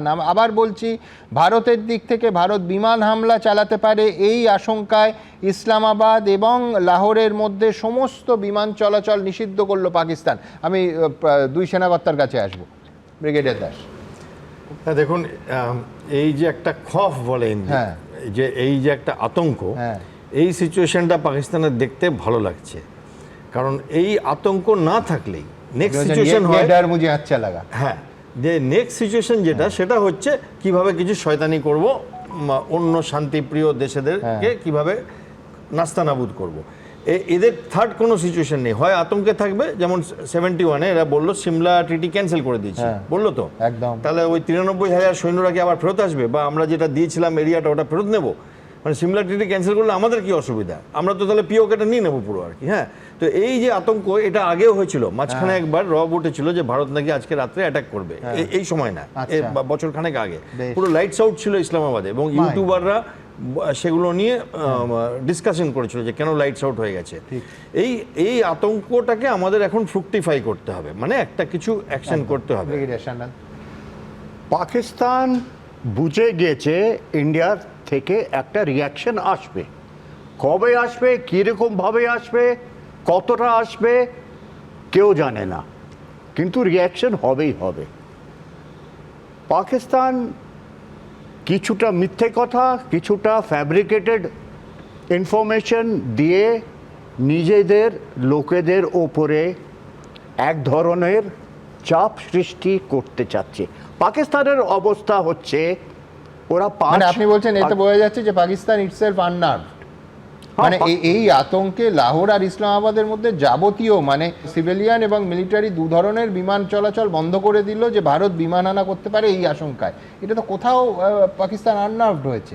পাকিস্তান এর 2টো অপশন আছে, একটা হচ্ছে রেসপন্স যদি ইন্ডিয়া হামলা করে ও কি করবে পাকিস্তানের দেশের মধ্যে 5টা টুকরো হওয়ার কথা চলছে কোনটা সামলাবে পাকিস্তান ঠিক আমি এখান থেকে কেউ বলতেই পারেন যে বালাকোটের স্মৃতি কি পাকিস্তানকে তাড়া করে বেড়াচ্ছে ভারত বিমান হামলা করতে পারে আবার বলছি এই আশঙ্কা ইসলামাবাদ আর লাহোরের মধ্যে সমস্ত ধরনের বিমান চলাচল নিষিদ্ধ করলো ইসলামাবাদ নিষিদ্ধ করলো পাকিস্তান আমি আমার পরবর্তী বক্তা তরুণজ্যোতি তিওয়ারির কাছে আসবো কিন্তু তার আগে সমালোচনা দেখুন আমি শুরুতেই বলেছি এবং এ নিয়ে আমি বিস্তারিত আলোচনা করেছি আজও করব যে এই ক্ষেত্রে জাতীয় এই রকম একটা বিপর্যয়ে এই রকম একটা হত্যাকাণ্ডের পর কেন্দ্রের শাসক এবং গোটা দেশের যারা বিরোধী দল তারা কিন্তু পাশাপাশি দাঁড়িয়েছে এ নিয়ে পেটি পলিটিক্স যাকে বলা হয় সেই রাজনীতি কিন্তু হচ্ছে না কিন্তু আত্মসমালোচনা বলুন বা ভেতর থেকে সমালোচনা বলুন মারাত্মক চেহারা নিয়েছে আমি তরুণের কাছে আসার আগে উত্তরাখণ্ডের যোশী মঠের শঙ্করাচার্য তিনি মারাত্মক কথা বলছেন সরাসরি কোন দিকে ইঙ্গিত তার বক্তব্য শুনলেই আপনারা বুঝতে পারবেন কোট আনকোট বলছেন আপনি বেড়াতে গেছেন আর ফিরে এসে শুনলেন চুরি হয়েছে তাহলে আপনি প্রথম কাকে ধরবেন চৌকিদারকে কিন্তু এখানে চৌকিদারকে ধরা হচ্ছে না তারা এসে কিভাবে করে চলে গেল সেটা দেখা হচ্ছে না আগে যারা এখানে জড়িত ছিল কিংবা যাদের ভুলের জন্য এটা হলো তাদেরকে ধরা হোক তারপর যদি অন্য দেশের কারো কিছু প্রমাণ পাওয়া যায় তখন তাদের বিরুদ্ধে অ্যাকশন হবে ঠিক এই ভাষায় রাহুল গান্ধী বাদ দিন ভারতবর্ষের কোনো বিরোধী দলের নেতা বা নেত্রী সমালোচনা করেননি उत्तराखंडের जोशी मठের शंकराचार्य কি বলেছেন দেখাবো कि जब हमारे घर में हमने चौकीदार रखा हुआ है और हम कहीं चले गए हैं हमारे घर में कोई घटना होती है तो हम सबसे पहले किसको पकड़ेंगे सबसे पहले तो चौकीदार को पकड़ेंगे ना कि तुम कहाँ थे क्यों ये घटना हो गई तुम्हारे रहते हुए किस लिए तुमको रखा था लेकिन यहाँ नहीं ऐसा हो रहा है यहाँ जो है कहते तो हैं कि हम चौकीदार हैं लेकिन चौकीदारी अगर की गई होती हाँ चौकीदार अगर अपने काम में पक्का होता है तो उसके ऊपर आक्रमण करके उसको कोई मार दे लेकिन फिर कहा जाता है कि इस चौकीदार ने अपना निभाया यहाँ तो कुछ पता ही नहीं है कोई लड़ा ही नहीं उनसे किसी ने उनको रोकने की कोशिश ही कहीं नहीं की वो आए घटना की आराम से चले गए कहीं पर उनको कोई बाधा नहीं है कहाँ है चौकीदार ধরুন আমি নিশ্চিত এই ভাষায় সৌম্য সমালোচনা করতো না সৌম্যর নেতা রাহুল গান্ধীও করেননি এ তো আমি জানি না কি ঘরের মধ্যে বিবাদ বলবো সুমনদা প্রথমেই শঙ্করাচার্য যারা হন তারা হিন্দু ধর্মের একটা জায়গায় থাকে তাকে সমালোচনা করার ধৃষ্টতা বা তার কোনো কমেন্টের প্রেক্ষিতে রাজনৈতিক বক্তব্য রাখার অধিকার ব্যক্তি তরুণজ্যোতি তিওয়ারির অন্তত নেই হ্যাঁ ওনার কথা আমি খুব একটা মানে কিছু রাজনৈতিক উত্তর আমি দিতে চাই না ওনার ইচ্ছা আছে উনি বলতে পারেন ধর্মীয় গুরু বলতেই পারেন আমি সেদিকে যাচ্ছি না বিপিন রাওয়াতজি বেশ কয়েক বছর আগে যখন বেঁচে ছিলেন একটা 2.5 ফ্রন্ট ওয়ারের কথা বলেছিল তোমার মনে আছে একদম আজকের দিনে এখানে অনেক ব্রিগেডিয়ার সাহেবরা আছেন তারা বেটার জানবেন আমি বর্ডার নিয়ে আমার জ্ঞান নেই খুব কম ইন্টারন্যাশনাল পলিটিক্স নিয়ে আমি কিচ্ছু বুঝি না আমি অ্যাকসেপ্ট করতে বাধ্য হচ্ছি এগুলো নিয়ে আমি মন্তব্য করব না আমি একটু ঘর নিয়ে মন্তব্য করি এক পর তোমাকে ডেট গোনাই একটু আমি 1960 সাল ভারতবর্ষ অক্ষয় চিন হারালো তখন আমাদের প্রধানমন্ত্রী বলল যে ওখানে একটা ঘাসও জন্মায় না চলে গেছে তো কি হয়েছে তখন কংগ্রেসেরই একজন নেতা বললো আমার মাথাতেও একটা চুল গজায় না দিয়ে দেবো ফার্স্ট 1971 সাল পাকিস্তান মানে পিওকে ইন্ডিয়ান আর্মি ঢুকলো মিসেস গান্ধী দোর্দণ্ড প্রধান নেত্রী আয়রন লেডি তার কাছে সম্পূর্ণ সুযোগ ছিল পিওকে রিক্লেম করার তিনি করলেন না করে সিমলা এগ্রিমেন্ট সাইন করলেন বেসিক্যালি এলওসিকে লেজিটিমাইজ করে দিলেন মানে আমাদের যে ক্লেমটা ছিল সেটা ফ্রিজ হয়ে গেল ঠিক কিন্তু তোমরাই কিছুদিন আগে কৃতিত্ব দিয়েছিল অফিশিয়ালি যে পাকিস্তানের মতো দেশকে দুটুকরো ভেঙে দুটুকরো করে বাংলাদেশের জন্ম দিয়েছিল সিমলা এগ্রিমেন্ট তো ভুলিনি আমরা 2015 সাল कांग्रेस नेता मणिशंकर आयर पाकिस्तान माटीते गए बोलो जे टॉक होते पारे ना इंडिया पाकिस्तान पीस टॉक होते पारे ना पहले कोट अनकोट मोदी को निपटाओ मणिशंकर आयर 2022 भारत जोड़ो यात्रा कांग्रेसের भारत जोड़ो यात्राয় স্লোগান উঠলো পাকিস্তান জিন্দাবাদ কেস রেজিস্টার হয়েছে চলছে কেস 2024 মণিশঙ্কর আয়ার এগেইন বললো we should respect Pakistan's atomic পাওয়ার উনি ভারতবর্ষের নেতা তো অন্য কোথাকার নেতা না তো 2024 BK Hariprasad Pakistan is not India's enemy Congress নেতা সৌম্যদা বলবেন না, তার নাম নিশ্চয়ই জানেন। সম্প্রতি আরেকজন কর্ণাটকের সিএম সিদ্ধারামাইয়া উনি বললেন যে India should not wage war against Pakistan. আর আজকে মিস্টার সাইফুদ্দিন সুজ হচ্ছে former union minister, Congress leader Kashmir ভ্যালির, বলছে ইন্ডিয়া শুড অ্যাডমিট দ্যাট, মানে ভারতবর্ষের মেনে নেওয়া উচিত এটা যে এই কাশ্মীর অ্যাটাকে পাকিস্তান ইনভলভ না, কারণ পাকিস্তানের প্রধানমন্ত্রী বলছে যে আমরা ইনভলভ না। এরা কারা? আমি বলছি আবার কংগ্রেসও এক্ষুনি সৌম্য বলবে যে কাঠমান্ডু প্লেন হাইজ্যাকের সময় মাসুদ আজহারকে তোমরা ছেড়ে না দিলে তাহলে একটার পর একটা নাশকতা করতে পারতো না ভারতে। সুমনদা, এই ওয়াজিরে আলা পাকিস্তান ওয়াজিরে আলা পাকিস্তান রক্ত সিদ্ধারামাইউল্লাহ হালাল কংগ্রেসের নেতা, মানে গাই বাছুর কংগ্রেসের নেতা, এরা কার কথা বলছে? এটা 2.5 ফ্রন্ট ওয়ারের কথা এটা আমরা বলি, এই 0.5 তো এরা চোখে আঙুল তুলে দেখে দিচ্ছে। আজকে এই ক্রিটিক্যাল মোমেন্টে যেখানে দেশের পাশে থাকার কথা, সেখানে এরা বলছে যে পাকিস্তান আমাদের শত্রু নয়। সেখানে এরা বলছে, পাকিস্তানের পিএম বলছে তারা কাশ্মীর অ্যাটাকে যুক্ত না, ওটাকে মেনে নাও। তারা বলছে বাইরের মাটিতে গিয়ে, পাকিস্তানে গিয়ে মোদিকেও নিপটাও ফির দেখেঙ্গে। তারা বলছে, তাদের স্লোগান, মানে যাত্রা থেকে স্লোগান উঠছে ভারত জোড়ো যাত্রায় নাকি পাকিস্তান জিন্দাবাদ। শোনো, আমার প্রশ্ন আছে, কোনো জায়গায় তো এক হও। হ্যাঁ, কিন্তু তুমি মানবে যে কার্গিল যুদ্ধের বাতাসে বারুদের গন্ধ তখনও যায়নি? বাস যাত্রা নিয়ে মৈত্রীর বার্তা দিয়ে অটল বিহারী বাজপেয়ী গেছিলেন। ট্রাই তো হয়েছিল, ট্রাইটা তো হওয়া উচিত। আমি নর্মাল বলছি, মানুষ তোমাদের সময় যেগুলো হয়েছে সেগুলো হওয়া উচিত, আর কংগ্রেসের আমলে যেগুলো হয়েছে আমাদের সময় হয়েছে পাকিস্তান জিন্দাবাদ। আমাদের সময় হয়েছে আজকের দিনে দাঁড়িয়ে, এই পজিশনে দাঁড়িয়ে, যখন আমার দেশের মানুষরা মরলো অকারণে ঘুরতে গিয়ে, তখন বলা হয় যে পাকিস্তান বলছে মানে ওই কথাটা মেনে নাও। তখন বলা হচ্ছে পাকিস্তানের বিরুদ্ধে অ্যাকশন নেওয়ার দরকার নেই। মণিশঙ্কর রায়ের মতো সিনিয়র লিডার একজন বলবে যে ওদের অ্যাটম বোম আছে, ওটাকে রেসপেক্ট করো। এগুলো মানতে হবে আমাদেরকে। আজকে গ্যাগ অর্ডার দিয়েছে সুমনদা। আজকে কংগ্রেসের অবস্থা ভাবো, রাহুল গান্ধী এবং কংগ্রেস প্রেসিডেন্ট খারগেজি ওনারা গ্যাগ অর্ডার দিয়েছেন। গ্যাগ অর্ডার দিয়ে বলেছেন পার্টি লাইনের বাইরে কথা বলবে না। ভুলে যায় না এই কোনটা পার্টি লাইন, কার লাইনে কথা বলছে, পাকিস্তান লাইনে কথা বলছে কেন কংগ্রেস? আচ্ছা, বেশ। অর্থাৎ রাহুল গান্ধী আর কেন্দ্র সরকার, রাহুল গান্ধী যতই বলুন যে কেন্দ্র সরকারের পাশে আছি, কেন্দ্র সরকার রাহুল গান্ধী যখন গেলেন কাশ্মীরে সমস্ত বন্দোবস্ত করা, একবারও কিন্তু বলেননি যে রাহুল সেখানে গেলে অশান্তি হবে। ঠিক এই নীতিতে স্টুডিওর বিজেপি আর কংগ্রেস চলছে না। কিন্তু এইখান থেকে আমার পরের প্রতিবেদন, আজকে গোটা দিন ধরে একজন দুজন নন, এটা আমি একমত হব তরুণের সঙ্গে, 7 জন কংগ্রেস নেতা কাশ্মীর থেকে কর্ণাটকের ঠিকানায় যাদের আধার কার্ড, তারা এমন দায়িত্বজ্ঞানহীন মন্তব্য করলেন যে শেষ পর্যন্ত পাকিস্তানের সংবাদ মাধ্যমে সেটা হাতিয়ার হলো। এবং দিনের শেষে রাহুল গান্ধী এবং মল্লিকার্জুন খার্গেকে নাবতে হলো যে একেবারে স্পষ্ট করে জয়রাম রমেশ তিনি এগিয়ে এসে বললেন এই একটা বক্তব্য কংগ্রেসের বক্তব্য নয়, এবং কংগ্রেসের অফিসিয়াল স্পোক্সপারসন যারা, তাদের বাইরে আর কারুর কথা কংগ্রেসের বক্তব্য নয়। কিন্তু কেন বলতে হলো, কারা কি বললেন, ভয়ঙ্কর রকম উলটপুরাণ কিভাবে শুরু হলো এইরকম একটা ক্রাইসিস পিরিয়ডে, এইবার দেখাবো আপনাদের। পেহেলগাঁওয়ের হামলার পর গোটা দেশ চাইছে বদলা, অথচ এই পরিস্থিতিতেও একের পর এক কংগ্রেস নেতার বেফাঁস মন্তব্যে তৈরি হলো বিতর্ক। বিষয়টা এমন জায়গায় পৌঁছলো যে পরিস্থিতি সামাল দিতে হস্তক্ষেপ করতে হলো খোদ রাহুল গান্ধী এবং মল্লিকার্জুন খার্গেকে। মোদী সরকার যখন সিন্ধু জল চুক্তি স্থগিত করে দিয়েছে, তখন তা নিয়ে বিস্ফোরক মন্তব্য করলেন ইউপিএ জমানায় কেন্দ্রীয় জলসম্পদ মন্ত্রী এবং কাশ্মীরের কংগ্রেস নেতা সাইফুদ্দিন সোজ।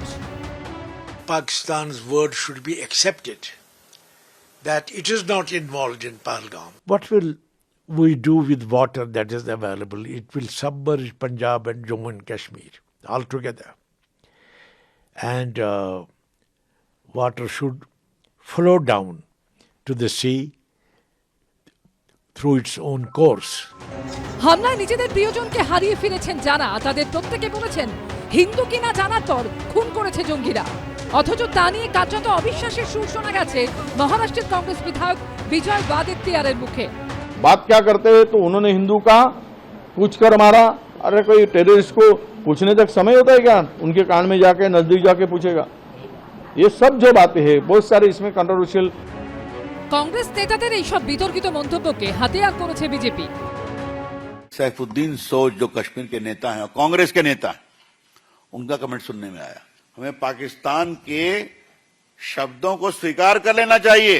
इसे मैं रिस्पॉन्सिबल कहूं, शर्मनाक कहूं? क्या राहुल जी और खड़गे साहब, आपका अपनी पार्टी पर कोई कंट्रोल नहीं है क्या?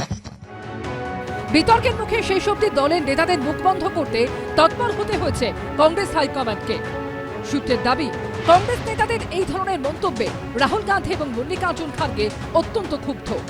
শীঘ্রই দলের নেতাদের জন্য গাইডলাইন জারি করা হতে পারে, যেখানে বলে দেওয়া হতে পারে ওয়ার্কিং কমিটিতে পাশ হওয়া প্রস্তাবের বাইরে কেউ যেন এই বিষয়ে কিছু না বলেন। इस संवेदनशील समय में हमें एक होना है, एकजुटता की जरूरत है, एक सामूहिक संकल्प की जरूरत है। ये बात सही है, कुछ यहाँ वहाँ कुछ कांग्रेस नेता बोल रहे हैं, ये उनकी निजी राय है, ये कांग्रेस पार्टी की राय नहीं है। এর মধ্যে বিজেপি সাংসদ নিশিকান্ত দুবে আবার হুঙ্কার দিয়েছেন, কাশ্মীরের যে অংশ পাকিস্তান দখল করে রেখেছে আমরা তা পুনরুদ্ধার করব, আর পাকিস্তান ভেঙে বালুচিস্তান, পাখতুনিস্তান, পাঞ্জাবের মতো টুকরো হয়ে যাবে। নরেন্দ্র মোদী এটা নিশ্চিত করবেন। এবছরের মধ্যে পাকিস্তান ভেঙে টুকরো টুকরো না হলে তখন বলবেন বিজেপি মিথ্যে প্রতিশ্রুতি দেয়। এবিপি আনন্দ। যারা বললেন তারা কিন্তু একেবারে অনামী নেতা নন। ইউপিএ জামানার কেন্দ্রীয় জলসম্পদ উন্নয়ন মন্ত্রী ছিলেন সাইফুদ্দিন সোজ।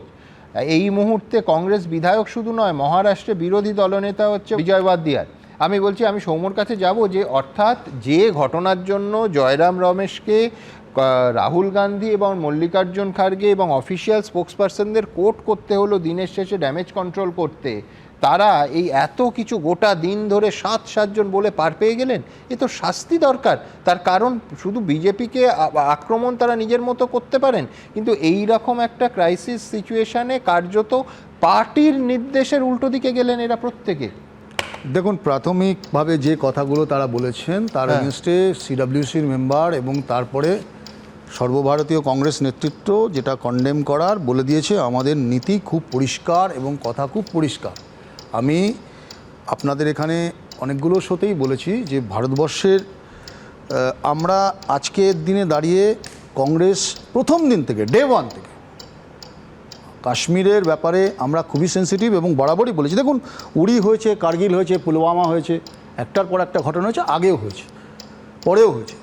কাশ্মীর তার নর্মালসিতে ফিরছিল, তারপরে এই যে টার্গেটেড কিলিং বা টার্গেট কিলিং হয়েছে, সেই টার্গেট কিলিংয়ের উদ্দেশ্য ছিল শুধুমাত্র ধর্মের ভিত্তিতে দেশটাকে দুর্বল করার জন্য যে প্রক্রিয়া উগ্রপন্থীরা নিয়েছে, সেই প্রক্রিয়ার মধ্যে আমি আজকে বিজেপি, কংগ্রেস, তৃণমূল, সিপিএম এইসবের মধ্যে যাচ্ছি না। তার কারণ বিজেপির নেতারা প্রতিদিন যে অমানবিক কথাবার্তা ভারতবর্ষের বুকে বলেছে, হিন্দু মুসলমান করেছে, কিন্তু আমরা সেটা করিনি। কিন্তু কারণ টিউনটা ছিল অনেকটা ওই কাশ্মীরের উগ্রবাদীরা যে ল্যাঙ্গুয়েজে কথা বলছে, এখানকার বিজেপির নেতারা ভারতবর্ষের এবং পশ্চিমবাংলার বিশেষ করে সেই ল্যাঙ্গুয়েজেই কথাবার্তা বলেছে। আমি সেটাকে প্রথমত কন্ডেম করছি। দ্বিতীয় কথা, আর এই যে ভারতবর্ষের যে কোনো বড় ঘটনায় সৌভাগ্য আমাদের যে বড় দলগুলোর এরকমই ভূমিকা হয়। মুম্বাই অ্যাটাকের পরও মনমোহন সিং সরকারের পাশে বিজেপি দাঁড়িয়েছিল। আমি বলছি আপনাকে, আমাদের এটাই tradition. We are having thousands of reasons to blame the central government. We are having thousands of reasons, কিন্তু আজকে this is not the time. আমরা সেই টাইমটা কখনো, যারা বলছেন তারা ইরেসপন্সিবল কাজ করছেন, তাদের বিরুদ্ধে দল ব্যবস্থা নেবে। কিন্তু আমি আজকে বলছি 48, 65, 71, 99 প্রত্যেকটা ক্ষেত্রে ভারতবর্ষ ইউনাইটেড একটা চিত্র দেখিয়েছে, ছবি দেখিয়েছে। একটু আগে আমাদের ব্রিগেডিয়ার সাহেবরা বলছিলেন অনেকগুলো কথা, এই পাকিস্তানের ওয়ারফেয়ার নিয়ে অনেকগুলো কথাবার্তা বলছিলেন, ইত্যাদিতে বলছেন। আমি দু একটা কথা শুধু বলতে চাই, কেন এত সময় নষ্ট করছেন, এত কিছু বলছেন? ইন্ডিয়ার নেশন, ভারতবর্ষের নেশন, ভারতবর্ষের মানুষ তো চাইছে, we want a befitting reply, evidential reply. যে রিপ্লাই ভারতবর্ষের মানুষ, আমরা বলছি তো আমাদের ভারতবর্ষের মানুষ আমরা সবাই চাইছি যে হ্যাঁ যান, যেটা পূর্বদিনের আগের গভর্নমেন্ট যদি কিছু তার যদি ভুল থাকে তাহলে আপনারা করুন।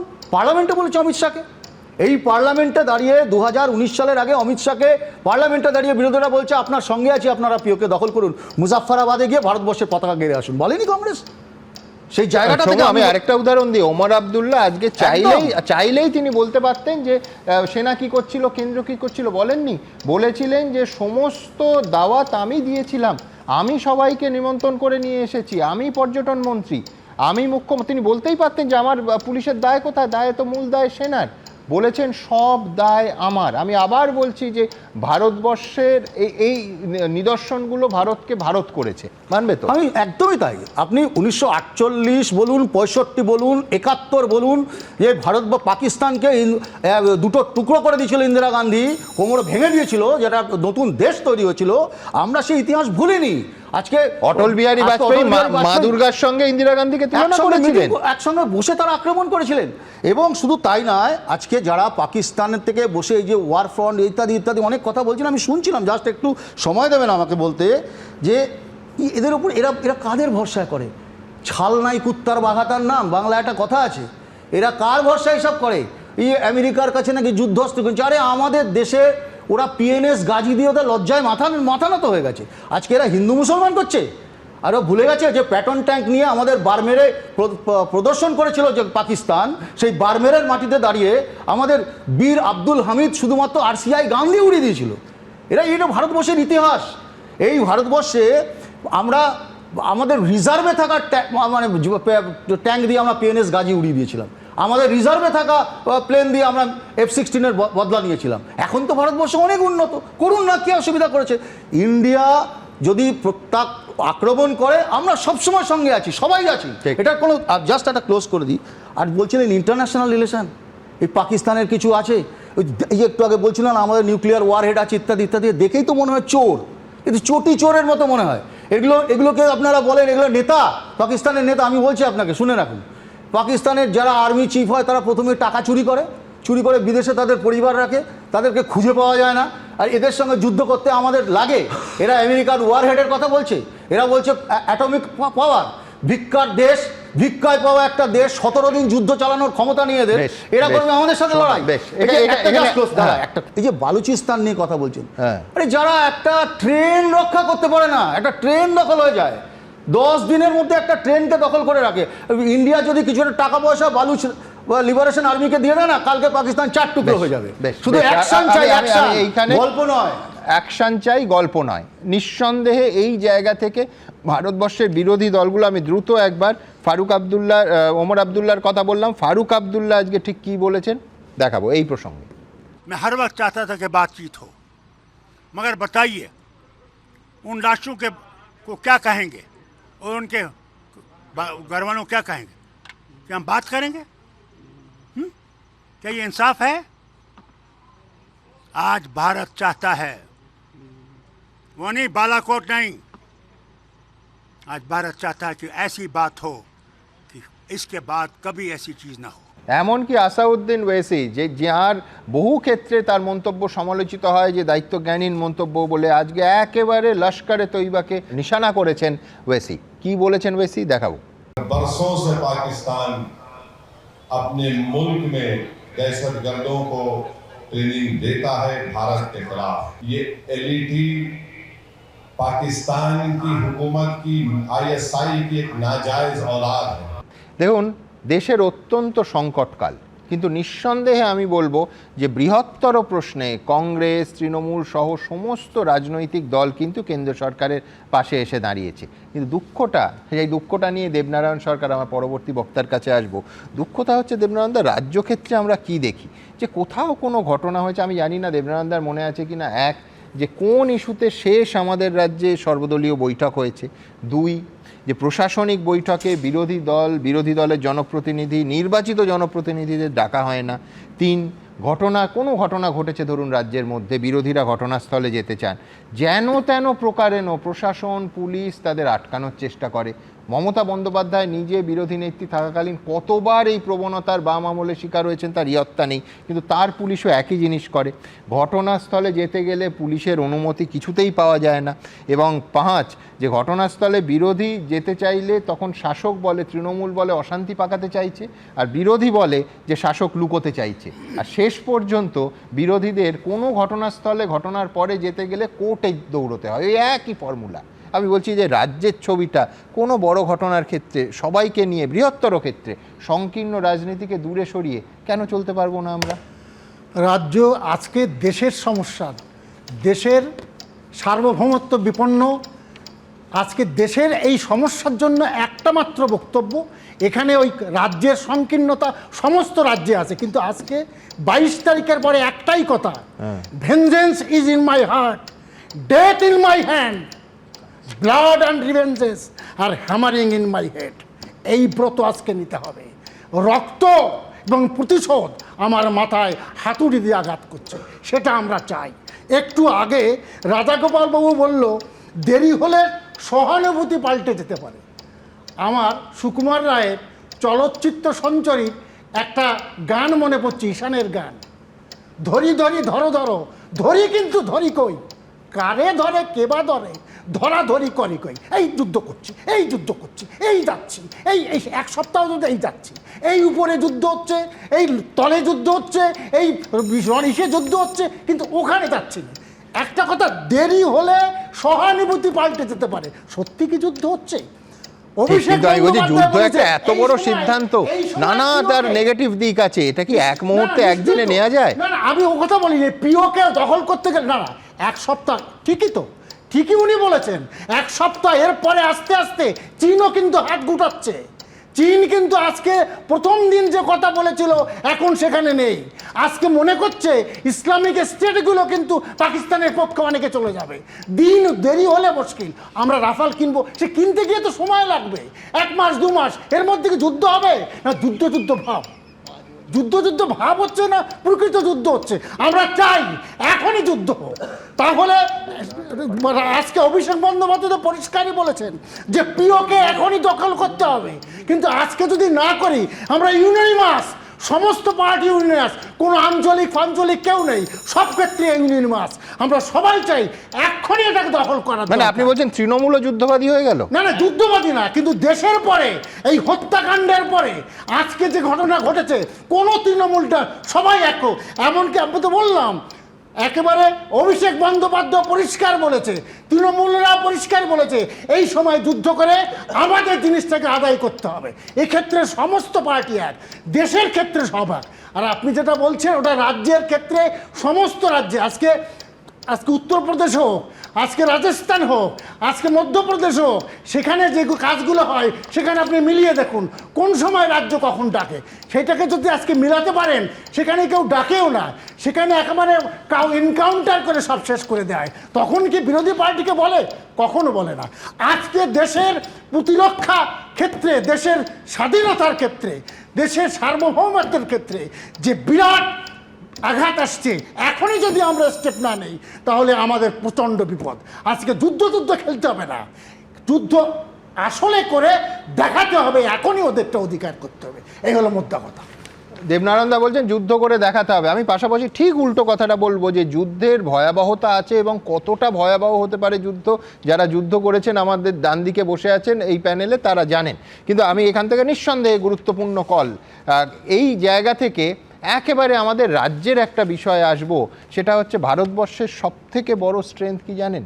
যে জঙ্গিদের বিরুদ্ধে লড়তে গিয়ে যে ছেলেটি, যে ভাইটা, যে অত্যন্ত স্কিল সেনাবাহিনীর সদস্য ঝন্টু আলী শেখ প্রাণ দিল, তার দাদাও আর্মিতে আছেন এবং তারা এক কাট্টা, তারাও বদলা চাইছেন এবং তারা নিশ্চিত যে ভারতীয় সেনাবাহিনী যথেষ্ট শক্তিশালী, তারা প্রত্যাঘাত করবেই। আমি প্রথমে প্রতিবেদন, তারপর সরাসরি ওই পরিবারটার কাছে চলে যাব যাদের নিয়ে আমাদের গর্বের শেষ নেই। ঝন্টু আলী শেখের দাদার সঙ্গে কথা বলবো, তার স্ত্রীও সেনাবাহিনীতে আছেন, একটা গোটা পরিবার দেশের জন্য তাদের সমস্ত কিছু দিয়েছেন। তাদের কাছে যাব, কিন্তু তার আগে প্রতিবেদন। পহেলগাঁওয়ে হিন্দু পর্যটকদের বেছে বেছে খুন করেছে জঙ্গিরা। নৃশংস হত্যালীলার বদলা নিতে উপত্যকা জুড়ে শুরু হয়েছে চিরুনি তল্লাশি। জঙ্গি দমনে নেমে গুলিতে ঝাঁঝরা হয়ে গেছেন আরেক বঙ্গ সন্তান, ভারতীয় সেনাবাহিনী স্পেশাল ফোর্সের কমান্ডো ঝন্টু আলী শেখ। গোটা দেশ যখন পহেলগাঁও হামলার বদলার দাবিতে ফুঁসছে, তখন ঘরের ছেলের মৃত্যুর বদলা চাইছে ঝন্টুর পরিবারও। পাল্টা বদলা চাইছি, যারা মেরেছে তাদের শাস্তি চাইছি, এটাই আবেদন, যাতে আরও কারো এরকম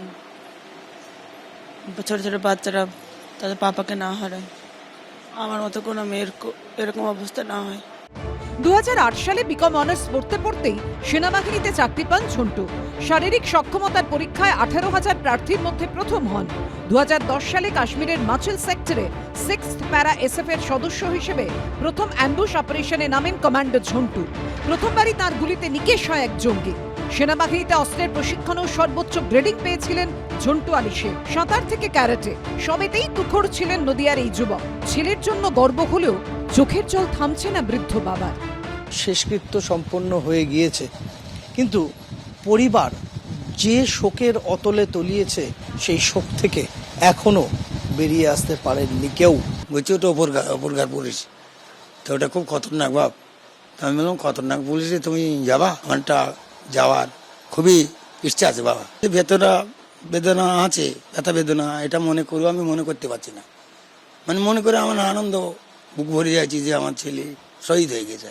চাই তার ওই প্রকৃততার সঙ্গে বিচার মোকাবেলা করুক, তার সঙ্গে মোকাবেলা করুক, মোকাবেলা করে তাকে দেখিয়ে দিক যে দেশে থেকে আসছে, পাকিস্তান থেকে হোক যেখান থেকে হোক, তার শাস্তি চাই সেটা ব্যবস্থা করুক স্বরাষ্ট্রমন্ত্রী অমিত শাহ এবং নরেন্দ্র মোদী। এটা তো সেটা দেখুক, বদলা নিক, আমরা চাই সেটা। জঙ্গিদের বিরুদ্ধে কবে বদলা নেবে সরকার? অপেক্ষায় ঝন্টুর পরিবার, অপেক্ষায় তেহট্ট, অপেক্ষায় গোটা দেশ। সন্দীপ সরকারের রিপোর্ট, এবিপি আনন্দ। এই অনুষ্ঠানে সরাসরি চলে যাব তেহট্টে, যেখানে রফিকুল শেখ, ঝন্টু আলী শেখের দাদা, তিনি এই অনুষ্ঠানে যোগ দিয়েছেন। আমি বলছি যে আপনার নয় করে যুদ্ধক্ষেত্রে 28 বছর কেটে গেল, ঝন্টুর 14 বছর চলছিল। আমি বলছি যে আপনারা সব থেকে বেশি, গোটা দেশ একটা বড় অংশ যুদ্ধ, প্রত্যাঘাত, বদলা এইসব বলতে শুরু করেছে, কিন্তু সব থেকে বেশি বলার অধিকার আমি বিশ্বাস করি আপনাদের। আপনার পরিবারের ভাই চলে গেছে, আপনার বাবা মায়ের সন্তান চলে গেছে, আপনারা কি চাইছেন? আর বিশেষ করে এটা এত গুরুত্বপূর্ণ তার কারণ আপনি নিজে ভারতীয় সেনাবাহিনীর 28 বছর ধরে দেশের জন্য আপনি লড়াই করছেন। আপনারা কি চাইছেন? প্রথম প্রশ্ন। सर प्रथम प्रश्न हमारा तो यही जे बदले का भावना तो हमारे दिल में हमेशा है सर, और बदला हम लेने के लिए हमेशा तैयार बैठे सर, और हम किसी को वेट नहीं करते और हम बिल्कुल बदला लेने के लिए हमेशा बैठे। রফিকুল সাহেব, সব থেকে বড় ভারতবর্ষের, আমাদের গোটা দেশের সব থেকে বড় শক্তি কি জানেন? সেটা হচ্ছে আমাদের ধর্মের নামে কেউ বিভাজন করতে পারেন না। তার কারণ ধর্মের নাম নিয়ে যারা খুন করেছে সেই জঙ্গিদের ধরতে গেছিলেন আপনার ভাই। আপনারা ধর্মে মুসলমান, কিন্তু ভারতবর্ষে এক এবং অভিন্ন, এইটা সব থেকে বড় প্রাণ দিলেন আপনার ভাই ঝন্টু আলী শেখ। তো সেই জায়গা থেকে যে এই যে ভয়ঙ্কর ঘটনা, যেখানে ধর্ম জিজ্ঞেস করে করে গুলি করছেন, তাদের রুখে দেওয়ার চেষ্টা করছে, তাদের ধরার চেষ্টা করছে আপনার ভাই, ঠিক কি বলবেন এই জায়গা থেকে? স্যার আমি প্রথম কথা এই বলবো স্যার, ভারতীয় সেনা, ইন্ডিয়ান আর্মি, তাদের কোনো ধর্ম নেই স্যার। ঠিক। और हमारे एकटाई धर्म सर, सैनिक धर्म। और सर हम हिंदू, मुसलमान, सिख, ईसाई सर एक ही जगह में, एक ही बर्तन में, एक ही पाकशाला में खाना सर हमारे बनाते एकदम। और सर आपने देखा होगा, आपने मस्जिद देखा होगा, कहीं मस्जिद का नाम लिखा होगा, या मंदिर का नाम लिखा होगा, या कोई गुरुद्वारा का नाम लिखा होगा, या कोई गिरजा का नाम लिखा होगा, लेकिन सर सेना में एक ही जो होगा सर, एक ही छत के नीचे जहां लिखा होता है सर्वधर्म स्थल।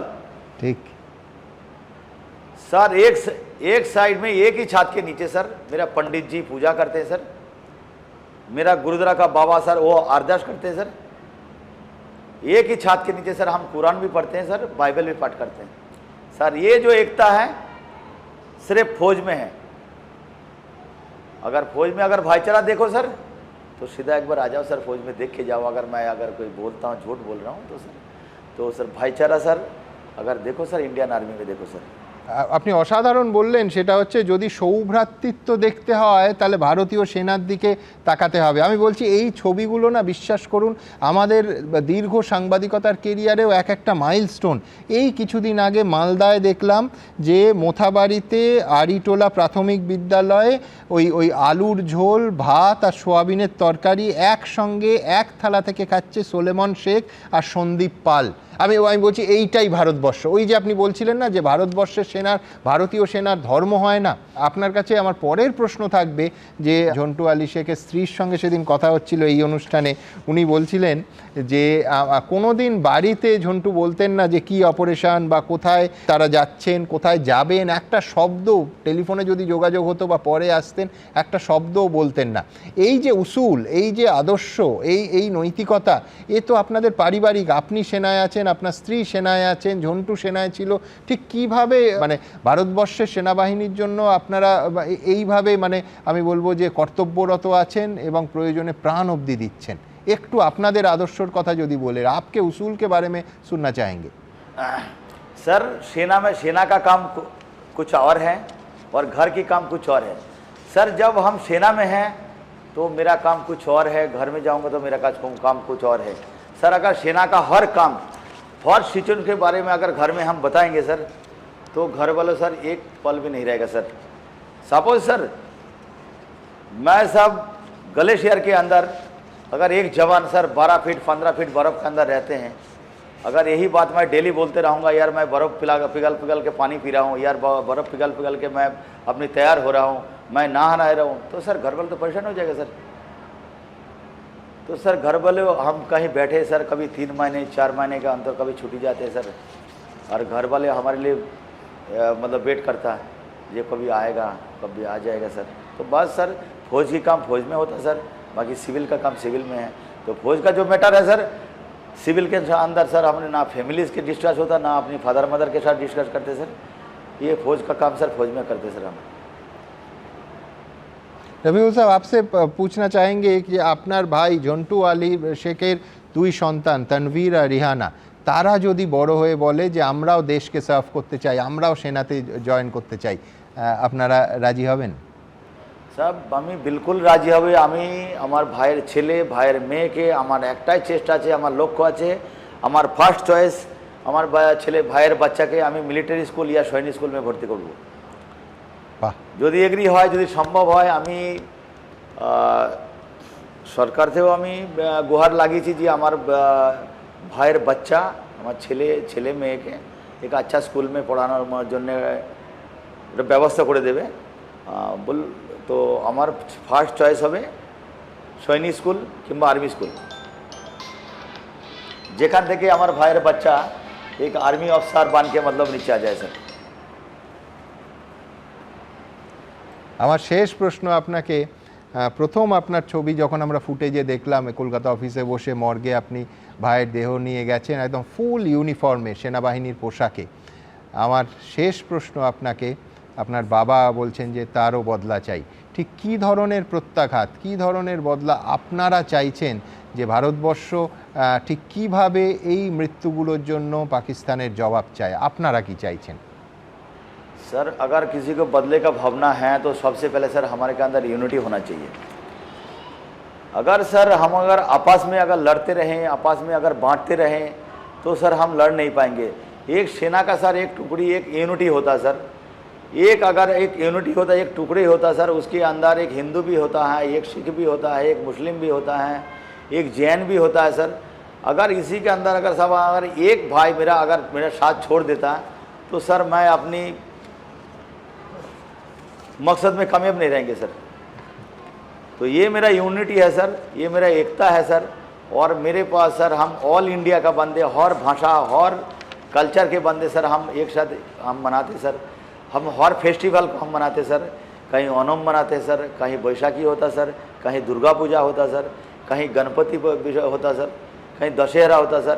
ये हमारे अंदर सर एक यूनिटी है सर, एक मल्टी कल्चर सर हमारे फौज के अंदर होता सर। और हम बड़ी श्रद्धा के साथ मनाते सर। शायद अगर किसी को मालूम होगा, कोई फौजी भाई अगर सुन रहा होगा तो पक्का उनको मालूम होगा जो मैं अगर सही है तो सही बोल रहा हूँ।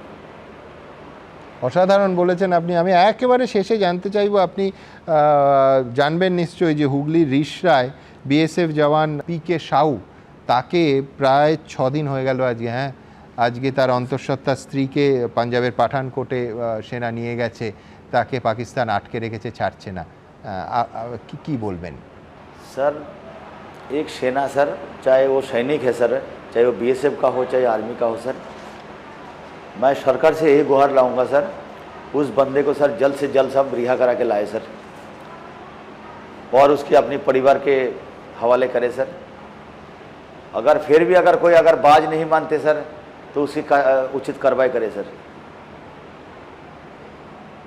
আপনাকে অনেক অনেক ধন্যবাদ এতটা এইরকম শোকের পরিস্থিতিতে আমাদের সময় দেওয়ার জন্য। আমি শেষে বলবো, জানেন তো, ভারতবর্ষের সব থেকে বড় শক্তি হচ্ছে এই মানুষগুলো। এই মানুষগুলোকে কোনো ধর্ম জাতি কিচ্ছু ভেদাভেদ করতে পারেন না।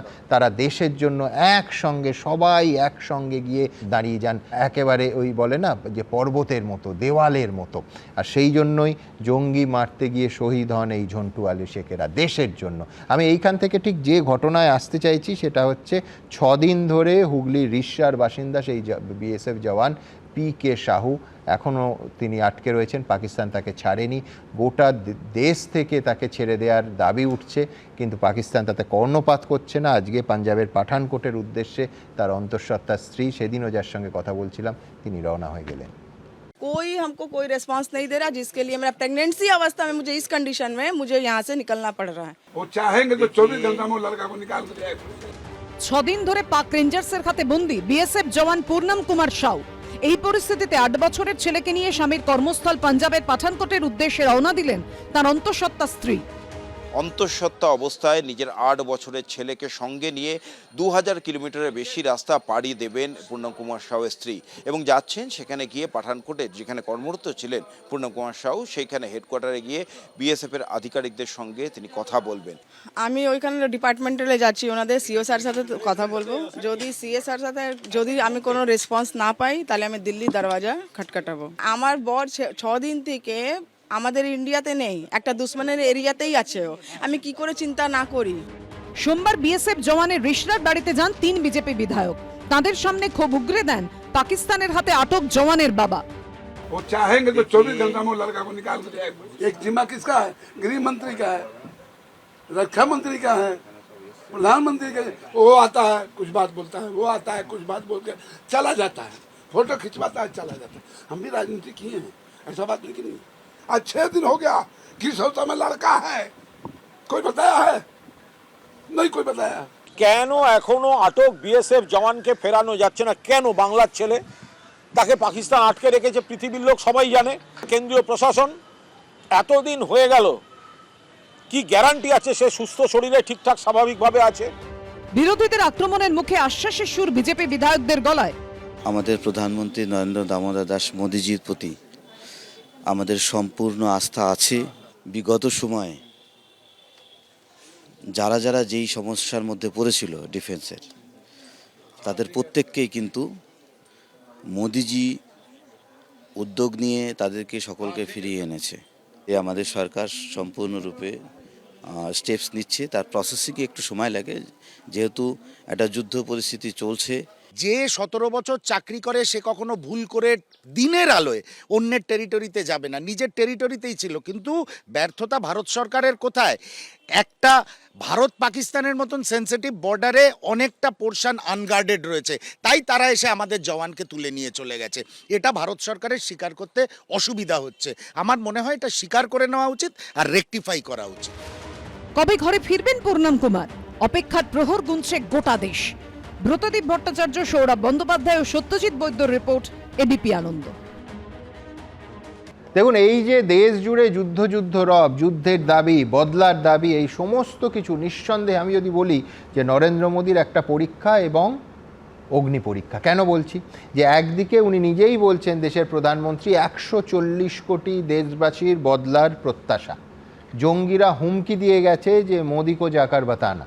আর পাশাপাশি আজকের পৃথিবীতে যে যাই বলুন, টোটাল ওয়ার মানে একটা দেশের অর্থনীতিতে বিরাট ধাক্কা, প্রাণহানি, বাজার দর, জিনিসপত্রের দাম, সাধারণ মানুষের ত্রাহি অবস্থা। সুতরাং সম্পূর্ণ পূর্ণাঙ্গ যুদ্ধেতে যাওয়া উচিত কিনা এই নিয়ে দ্বিমত থাকবেই।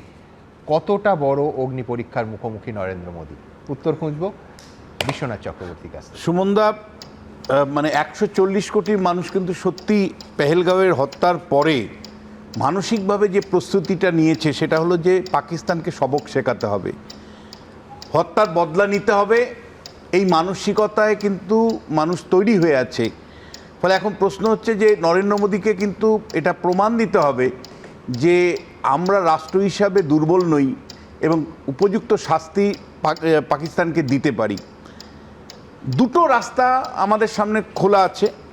একটা হলো যে বালাকোটের মতন আমরা সার্জিক্যাল স্ট্রাইকে যাব, নাকি আমরা ফুল ফেজে ওয়ার করব, যেটা আমরা 1948 সালে পাকিস্তানকে হারিয়েছি, 65-তে হারিয়েছি, 71-এ হারিয়েছি, এমনকি কার্গিল যুদ্ধে আমরা পরাজিত করেছি। তাহলে আমরা পূর্ণ যুদ্ধে যাব কি না?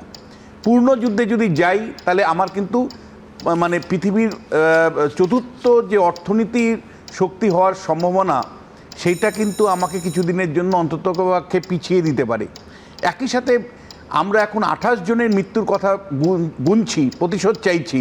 একটা ফুল ফেজের যুদ্ধতে আমার কয়েক হাজার মানুষেরও মৃত্যুর সম্মুখীন হতে পারে।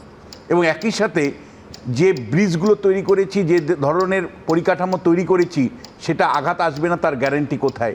নিশ্চয়ই আমি বিশ্বাস করি যে সামরিক শক্তি আমরা তৈরি করেছি তাতে পাকিস্তানকে মানে পরাজিত করা, একদম সামরিকভাবে পরাজিত করা খুব একটা সময় লাগার কথা নয় আমাদের।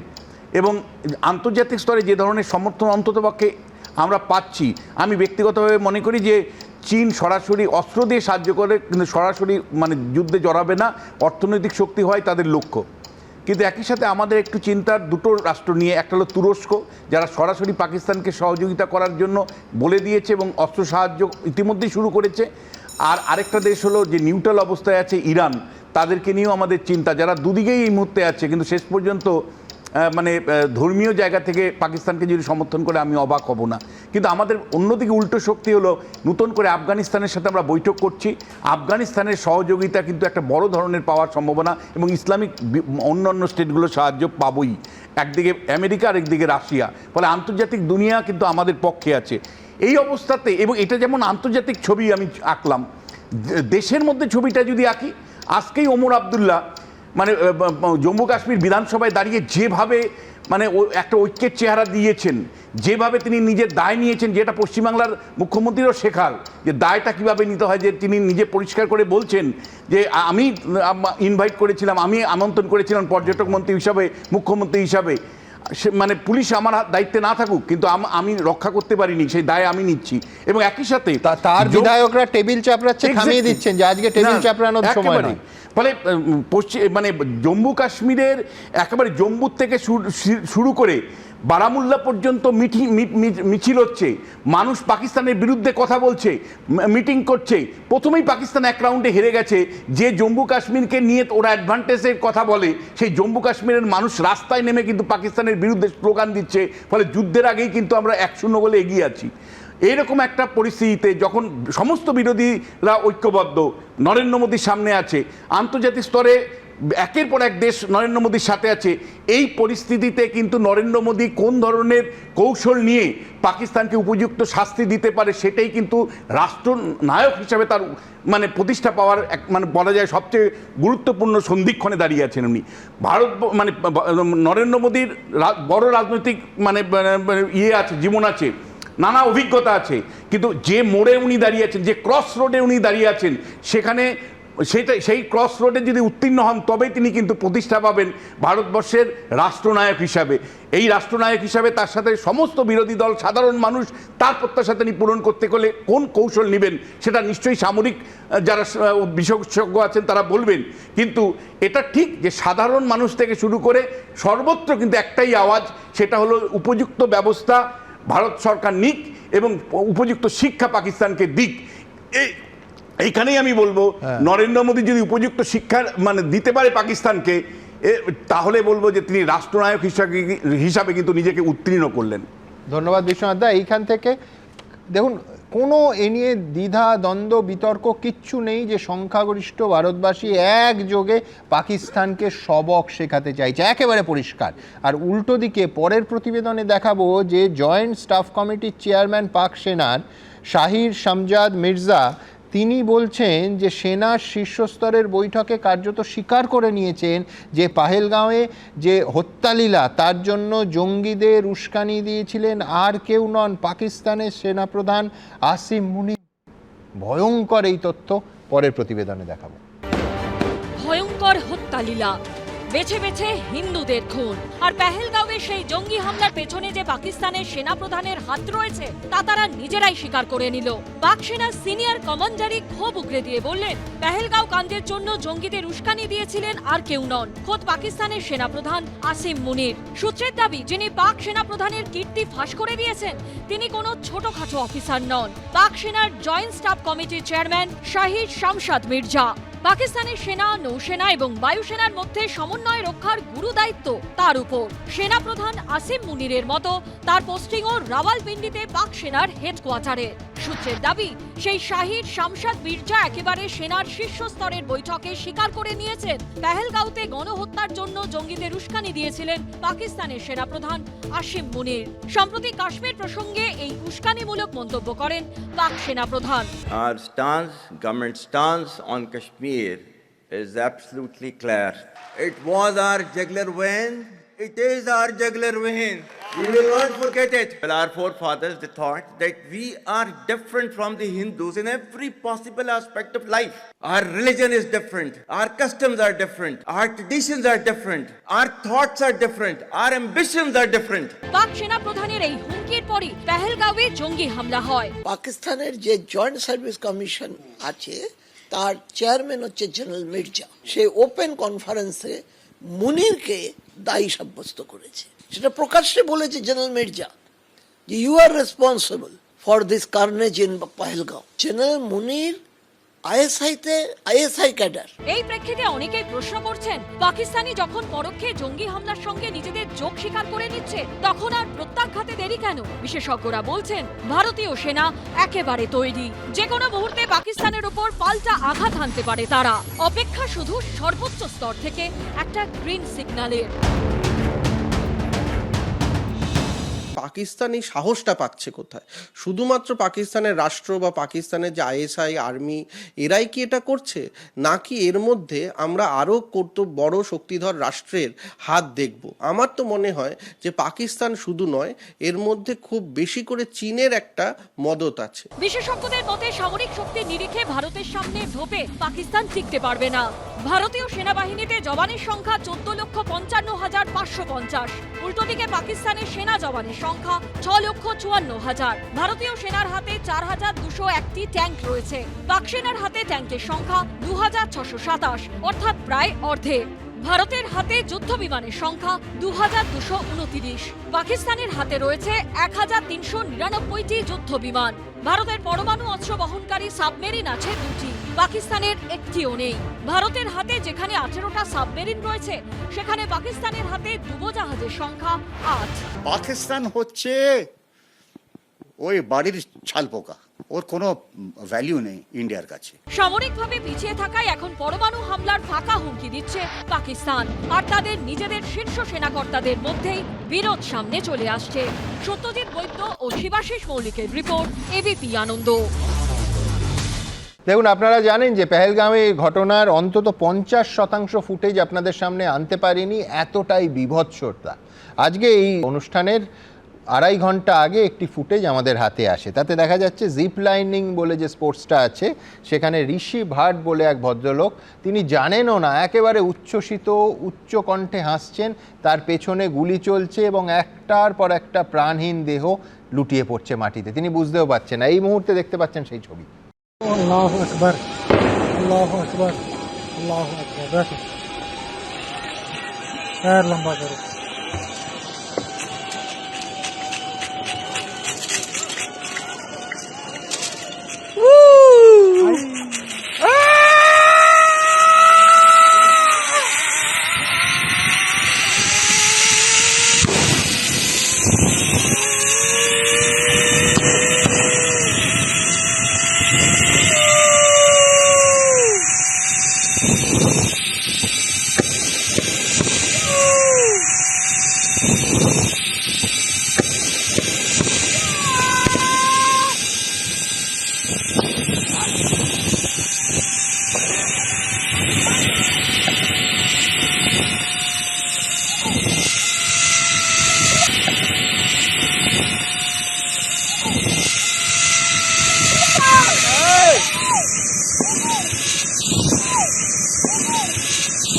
এই ঋষি ভাট উচ্ছ্বসিত, তিনি জানেনও না, গুলির আওয়াজ বুঝতে পারেননি, কান অভ্যস্ত নয়, একটার পর একটা প্রাণহীন দেহ লুটিয়ে পড়ছে। তখন দেখা যাচ্ছে ওই একই ফ্রেমে কি বলেছেন ঋষি ভাট, দেখাবো। हम लोग वहाँ पे पहले पहुँचे थे, हमने वहाँ पे फ़ोटोग्राफ्स लिए, वीडियोग्राफी ली, वहाँ पे एडवेंचर बहुत सारे थे, तो फिर हमने एडवेंचर करने का सोचा। पहले मेरे बच्चे ने एडवेंचर किया, फिर वहाँ पे ज़िप लाइन थी, हम ज़िप लाइन में गए, तो वहाँ पे काफ़ी सारी लंबी लाइन थी। 3 फैमिली पहले गए, हस्बैंड वाइफ और उनका लड़का, फिर दूसरी फैमिली गई, फिर हमारी बारी थी। हमारी बारी में मेरी लड़का पहले गया, फिर मेरी वाइफ गई, फिर मेरी बारी थी। और मैं जब गया, मैं स्टार्ट हुआ तब ऑलरेडी वहाँ पे फायरिंग होना शुरू हो गया था। मैं जिप लाइन में था तब, और मैंने देखा कि नीचे 5-6 लोगों को गोलियाँ लग गई है गोली। और मैंने देखा, फिर वहाँ से मैं नीचे पहुँचा तो वहाँ से जिप लाइन खोल के मैं कूद गया और मेरी बीवी बच्चों को लेके वहाँ से तुरंत भागना शुरू किया। मैंने एक चीज़ देखी कि जो बंदा हमको जिप लाइन करवा रहा था, मेरे आगे 9 से 10 लोग गए, जिन लोगों ने जिप लाइन की वो सब लोग जिप लाइन किए, तब तक वो बंदा कुछ नहीं बोल रहा था। पीछे दूसरा जो बंदा बेल्ट लगा रहा था सबको, वो वहाँ पे बैठे बैठे कुछ उर्दू की किताब पढ़ रहा था। दूसरी चीज़ हमने देखी कि जो 9 लोग गए तब तक उसने कुछ नहीं बोला। जब मैं गया तब 1:28 PM को ही वहाँ पे फायरिंग हुई, और 1:28 PM पे ही वो बंदा 3 बार बोल रहा है अल्लाहू अकबर, अल्लाहू अकबर, अल्लाहू अकबर, और फिर फायरिंग स्टार्ट हुई। तो वो चीज़ पे मैं गौर करूँगा कि वो बंदा कहीं ना इन्वॉल्व होगा या फिर वो खुद हो सकता है, क्योंकि आगे की मैंने देखा तो आगे के 20 मिनट के वीडियो में वो कहीं भी ऐसा कुछ नहीं बोल रहा है। जब फायरिंग हुई उसके 1 सेकंड पहले ही उसने ये चीज़ बोली है। দেখুন, প্রত্যাঘাতের দাবি ক্রমশ প্রবল হচ্ছে, কিন্তু আপনারা কি বলছেন? আপনারা জানেন আমাদের ভেরিফাইড এক্স অ্যাকাউন্ট সঙ্গে সুমন @IAM সুমনকে। প্রচুর মন্তব্য, দ্রুত একটা মন্তব্য নিয়ে নেব। কৃষ্ণচন্দ্র ভট্ট তিনি লিখছেন, শুধু গর্জনে কাজ হবে না, পাকিস্তানকে উপযুক্ত শিক্ষা দিতে চাই, ব্যাপক বর্ষণ। দেবব্রত ঘোষ লিখছেন, শুধু শক্তি প্রদর্শন নয়, প্রতিটি রক্তবিন্দুর যোগ্য জবাব দিয়ে বোঝাতে হবে ভারতের শক্তি। বিদ্যুৎ নায়ক লিখছেন, সমাজ জীবনে যুদ্ধের প্রত্যক্ষ প্রভাবকে স্বীকার করে নিয়েও বলতে চাই, পাকিস্তানকে যোগ্য জবাব দেওয়া উচিত। সুদর্শন চক্রবর্তী লিখছেন, পেহেলগাঁওতে নিরাপত্তার গাফিলতির কথা ভুলে গেলে চলবে না, ভবিষ্যতে তারও তদন্ত চাই। প্রদীপ বসু লিখছেন, সার্জিক্যাল স্ট্রাইক, এয়ার স্ট্রাইকের পরও জঙ্গি হামলা হয়েছে, এবার এমন কিছু করতে হবে যাতে পাকিস্তান আর ভারতের দিকে তাকানোর সাহস না করে। ঠিক এই জায়গা থেকে যারা কোনো রকমভাবে প্রাণে বেঁচেছেন সেই মানুষগুলোর বক্তব্য, এখনও ওই আতঙ্কের, ওই দুঃস্বপ্নে, ওই ট্রমাটা থেকে তারা বেরোতে পারছেন না। দেখুন, পেহেলগাঁওতে বেছে বেছে হিন্দু পর্যটকদের খুন করেছে সন্ত্রাসবাদীরা। প্রত্যক্ষদর্শীরা জানিয়েছেন, ধর্ম জানতে অনেককেই কলমা পড়তে বলা হয়েছিল। गोली साइड में रख के उससे पूछा हिंदू है कि मुसलमान? मुसलमान है तो पहले कलमा पढ़ के दिखा। মুসলিম তারা সরে যান, কালমা পড়ুন, কালমা বলুন, আর মেরে দিল। যাদের কপালে সিঁদুর লেগেছে মেরে দিল।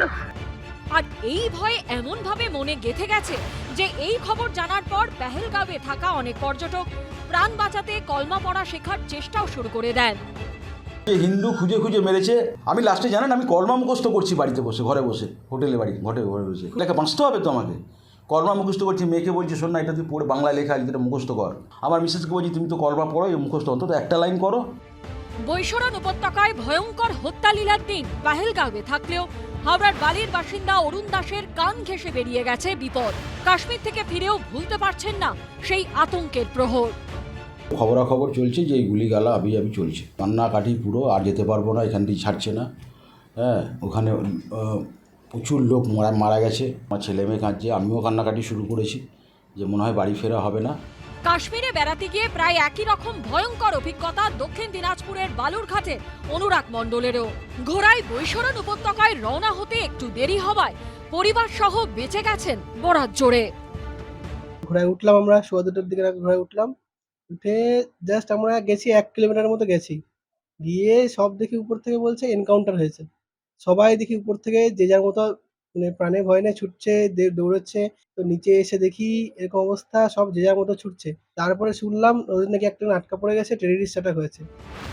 গত মঙ্গলবার বেছে বেছে যে হিন্দুদের হত্যা করে জঙ্গিরা, তার মধ্যে ছিলেন বাংলার 3 পর্যটকও। সেই নারকীয় কাণ্ডের পর প্রায় 1 সপ্তাহ হতে চললেও এখনো অধরা হামলাকারীরা। ভাস্কর ঘোষ ও মুন্না আগরওয়ালের রিপোর্ট, এবিপি আনন্দ। দেখুন, এই পরিস্থিতির মধ্যেও আমরা ভুলিনি অভয়ার কথা আর তার পরিবারের অসহ্য যন্ত্রণার হাহাকারের কথা। আজ শিয়ালদা আদালতে আরজিকর মামলায় বিস্ফোরক অভিযোগ আনলেন তিলোত্তমার পরিবারের আইনজীবী, আর সেই অভিযোগ খোদ সিবিআইয়ের বিরুদ্ধে। খুনের পর নির্যাতিতার ফোন সিবিআই হেফাজতে থাকাকালীন সেই ফোন নাকি ব্যবহার করা হয়েছে, ভাবতে পারেন। অন্যদিকে আদালতের সামনে সিবিআই জানিয়েছে যে নতুন করে 12 জনের সাক্ষ্য গ্রহণ করা হয়েছে, খতিয়ে দেখা হচ্ছে ঘটনার পরের অন্তত 200টা ভিডিও ক্লিপ। দেখাবো আপনাদের। খুনের পর নির্যাতিতার ফোন সিবিআই হেফাজতে থাকাকালীন তা ব্যবহার করা হয়েছে, লোপাট করা হয়েছে প্রমাণ। আরজিকর মামলায় আদালতে প্রমাণ পেশ করে বিস্ফোরক অভিযোগ করলেন নিহত চিকিৎসকের পরিবারের আইনজীবী। আরজিকর মেডিকেলে তরুণী চিকিৎসকের ধর্ষণ খুনের মামলায় সোমবার শিয়ালদা আদালতে তৃতীয় স্টেটাস রিপোর্ট জমা দেয় সিবিআই। এদিনই আদালতে চাঞ্চল্যকর অভিযোগ তোলা হয় নিহত চিকিৎসকের পরিবারের তরফে। তাদের দাবি, এখনো আদালতে সিবিআই দাবি করছে নির্যাতিতার মোবাইল ফোন খোলা হয়নি, অথচ 9ই আগস্ট নির্যাতিতার দেহ উদ্ধারের প্রায় 3 মাস পর একটি হোয়াটসঅ্যাপ গ্রুপ থেকে নির্যাতিতার ফোন নাম্বার লিক করেছে বলে দেখা যাচ্ছে। নিহত চিকিৎসকের পরিবারের আইনজীবী দাবি করেন, স্টেটাস রিপোর্টে আসল জায়গা থেকে নজর ঘোরাচ্ছে সিবিআই। হোয়াটসঅ্যাপ গ্রুপের লাস্ট লাইনটা দেখুন স্যার, প্রমাণ লোপাটের চূড়ান্ত প্রমাণ। সিবিআইয়ের আইও আমাদের থেকে লুকিয়ে থাকেন, আমাদের যাতে সঙ্গে মুখোমুখি না দেখা হয় সেটা জানি না। নিশ্চয়ই ওনারা কোনো অপরাধ করছেন, অপরাধীর যেরকম ক্রিমিনালের যেরকম অ্যাক্টিভিটি থাকে ওনার অ্যাক্টিভিটি ঠিক সেরকম। আমরা একখানা ডকুমেন্টস এখানে দিয়েছি, একখানা চ্যাটের স্ক্রিনশট দিয়েছি, যেখানে দেখা যাচ্ছে ঘটনার প্রায় 3 মাস পরে ভিকটিমের ফোনটা অ্যাক্সেস করা হয়েছে এবং ব্যবহার করা হয়েছে। এই ক্ষেত্রে সেটা ম্যানিপুলেট করা হয়েছে আমরা বলতে পারি। এদিন আদালতে নিহত চিকিৎসকের পরিবারের আইনজীবী বলেন, ঘটনার আগে ঘটনার পরে কি হয়েছে তার উপর ভিত্তি করে আমরা একটা সিনপসিস তৈরি করেছি। এখানে অনেক প্রশ্নের উত্তর আছে। এই মামলার তদন্তকারী অফিসারকে সেই ঘটনার সময় দেখেছিলাম, তারপর আর দেখিনি। কাকে দেব এই সব? পাল্টা সিবিআই এর আইনজীবী প্রশ্ন তোলেন, পরিবারের আইনজীবী যে সিনপসিস দিলেন তা গ্রহণযোগ্য কিনা দেখা হোক। অনেকগুলো বিষয় যে প্রশ্ন সামনে এসছে তার সবগুলো তদন্ত হয়নি, এটা একদম বাস্তব এবং সত্য। এবং তৃতীয় চার্জশিটে আমরা আশা করেছিলাম যে অপরাধী আরও কয়েকজনের নাম এর মধ্যে উঠে আসবে, কিন্তু সেটা ওঠেনি। 24 ঘন্টার মধ্যে আরজি করে মমতা ব্যানার্জির পুলিশ আসল ধর্ষক এবং খুনিকে অ্যারেস্ট করেছিল, যেটা সিবিআইও মেনেছে। তো তারপর থেকে তো বাকিরাই বলল সিবিআই চাই, সিবিআই চাই, সিবিআই চাই। তো সিবিআইকে দায়িত্ব দিয়েছেন, সিবিআই বুঝবে। সূত্রের খবর, আদালতে দেওয়া স্ট্যাটাস রিপোর্টে সিবিআই জানিয়েছে আরজিকর মামলায় নতুন করে 12 জনের সাক্ষ্য গ্রহণ করা হয়েছে। বিভিন্ন জায়গা থেকে শতাধিক অভিযোগ জমা পড়েছিল, সেগুলো খতিয়ে দেখা হচ্ছে। এছাড়া খতিয়ে দেখা হচ্ছে ঘটনার পরবর্তী 200টি ভিডিও ক্লিপ। এখনো পর্যন্ত সিবিআই তদন্তে বাংলার মানুষ এটা মনে করে যে তাদের সেই প্রত্যাশা পূরণ হয়নি। দেখা যাক, আমরা সেই প্রত্যাশা পূরণের জন্য অপেক্ষা করব। 10ই জুন পরবর্তী শুনানি। প্রকাশ সিনহার রিপোর্ট, এবিপি আনন্দ।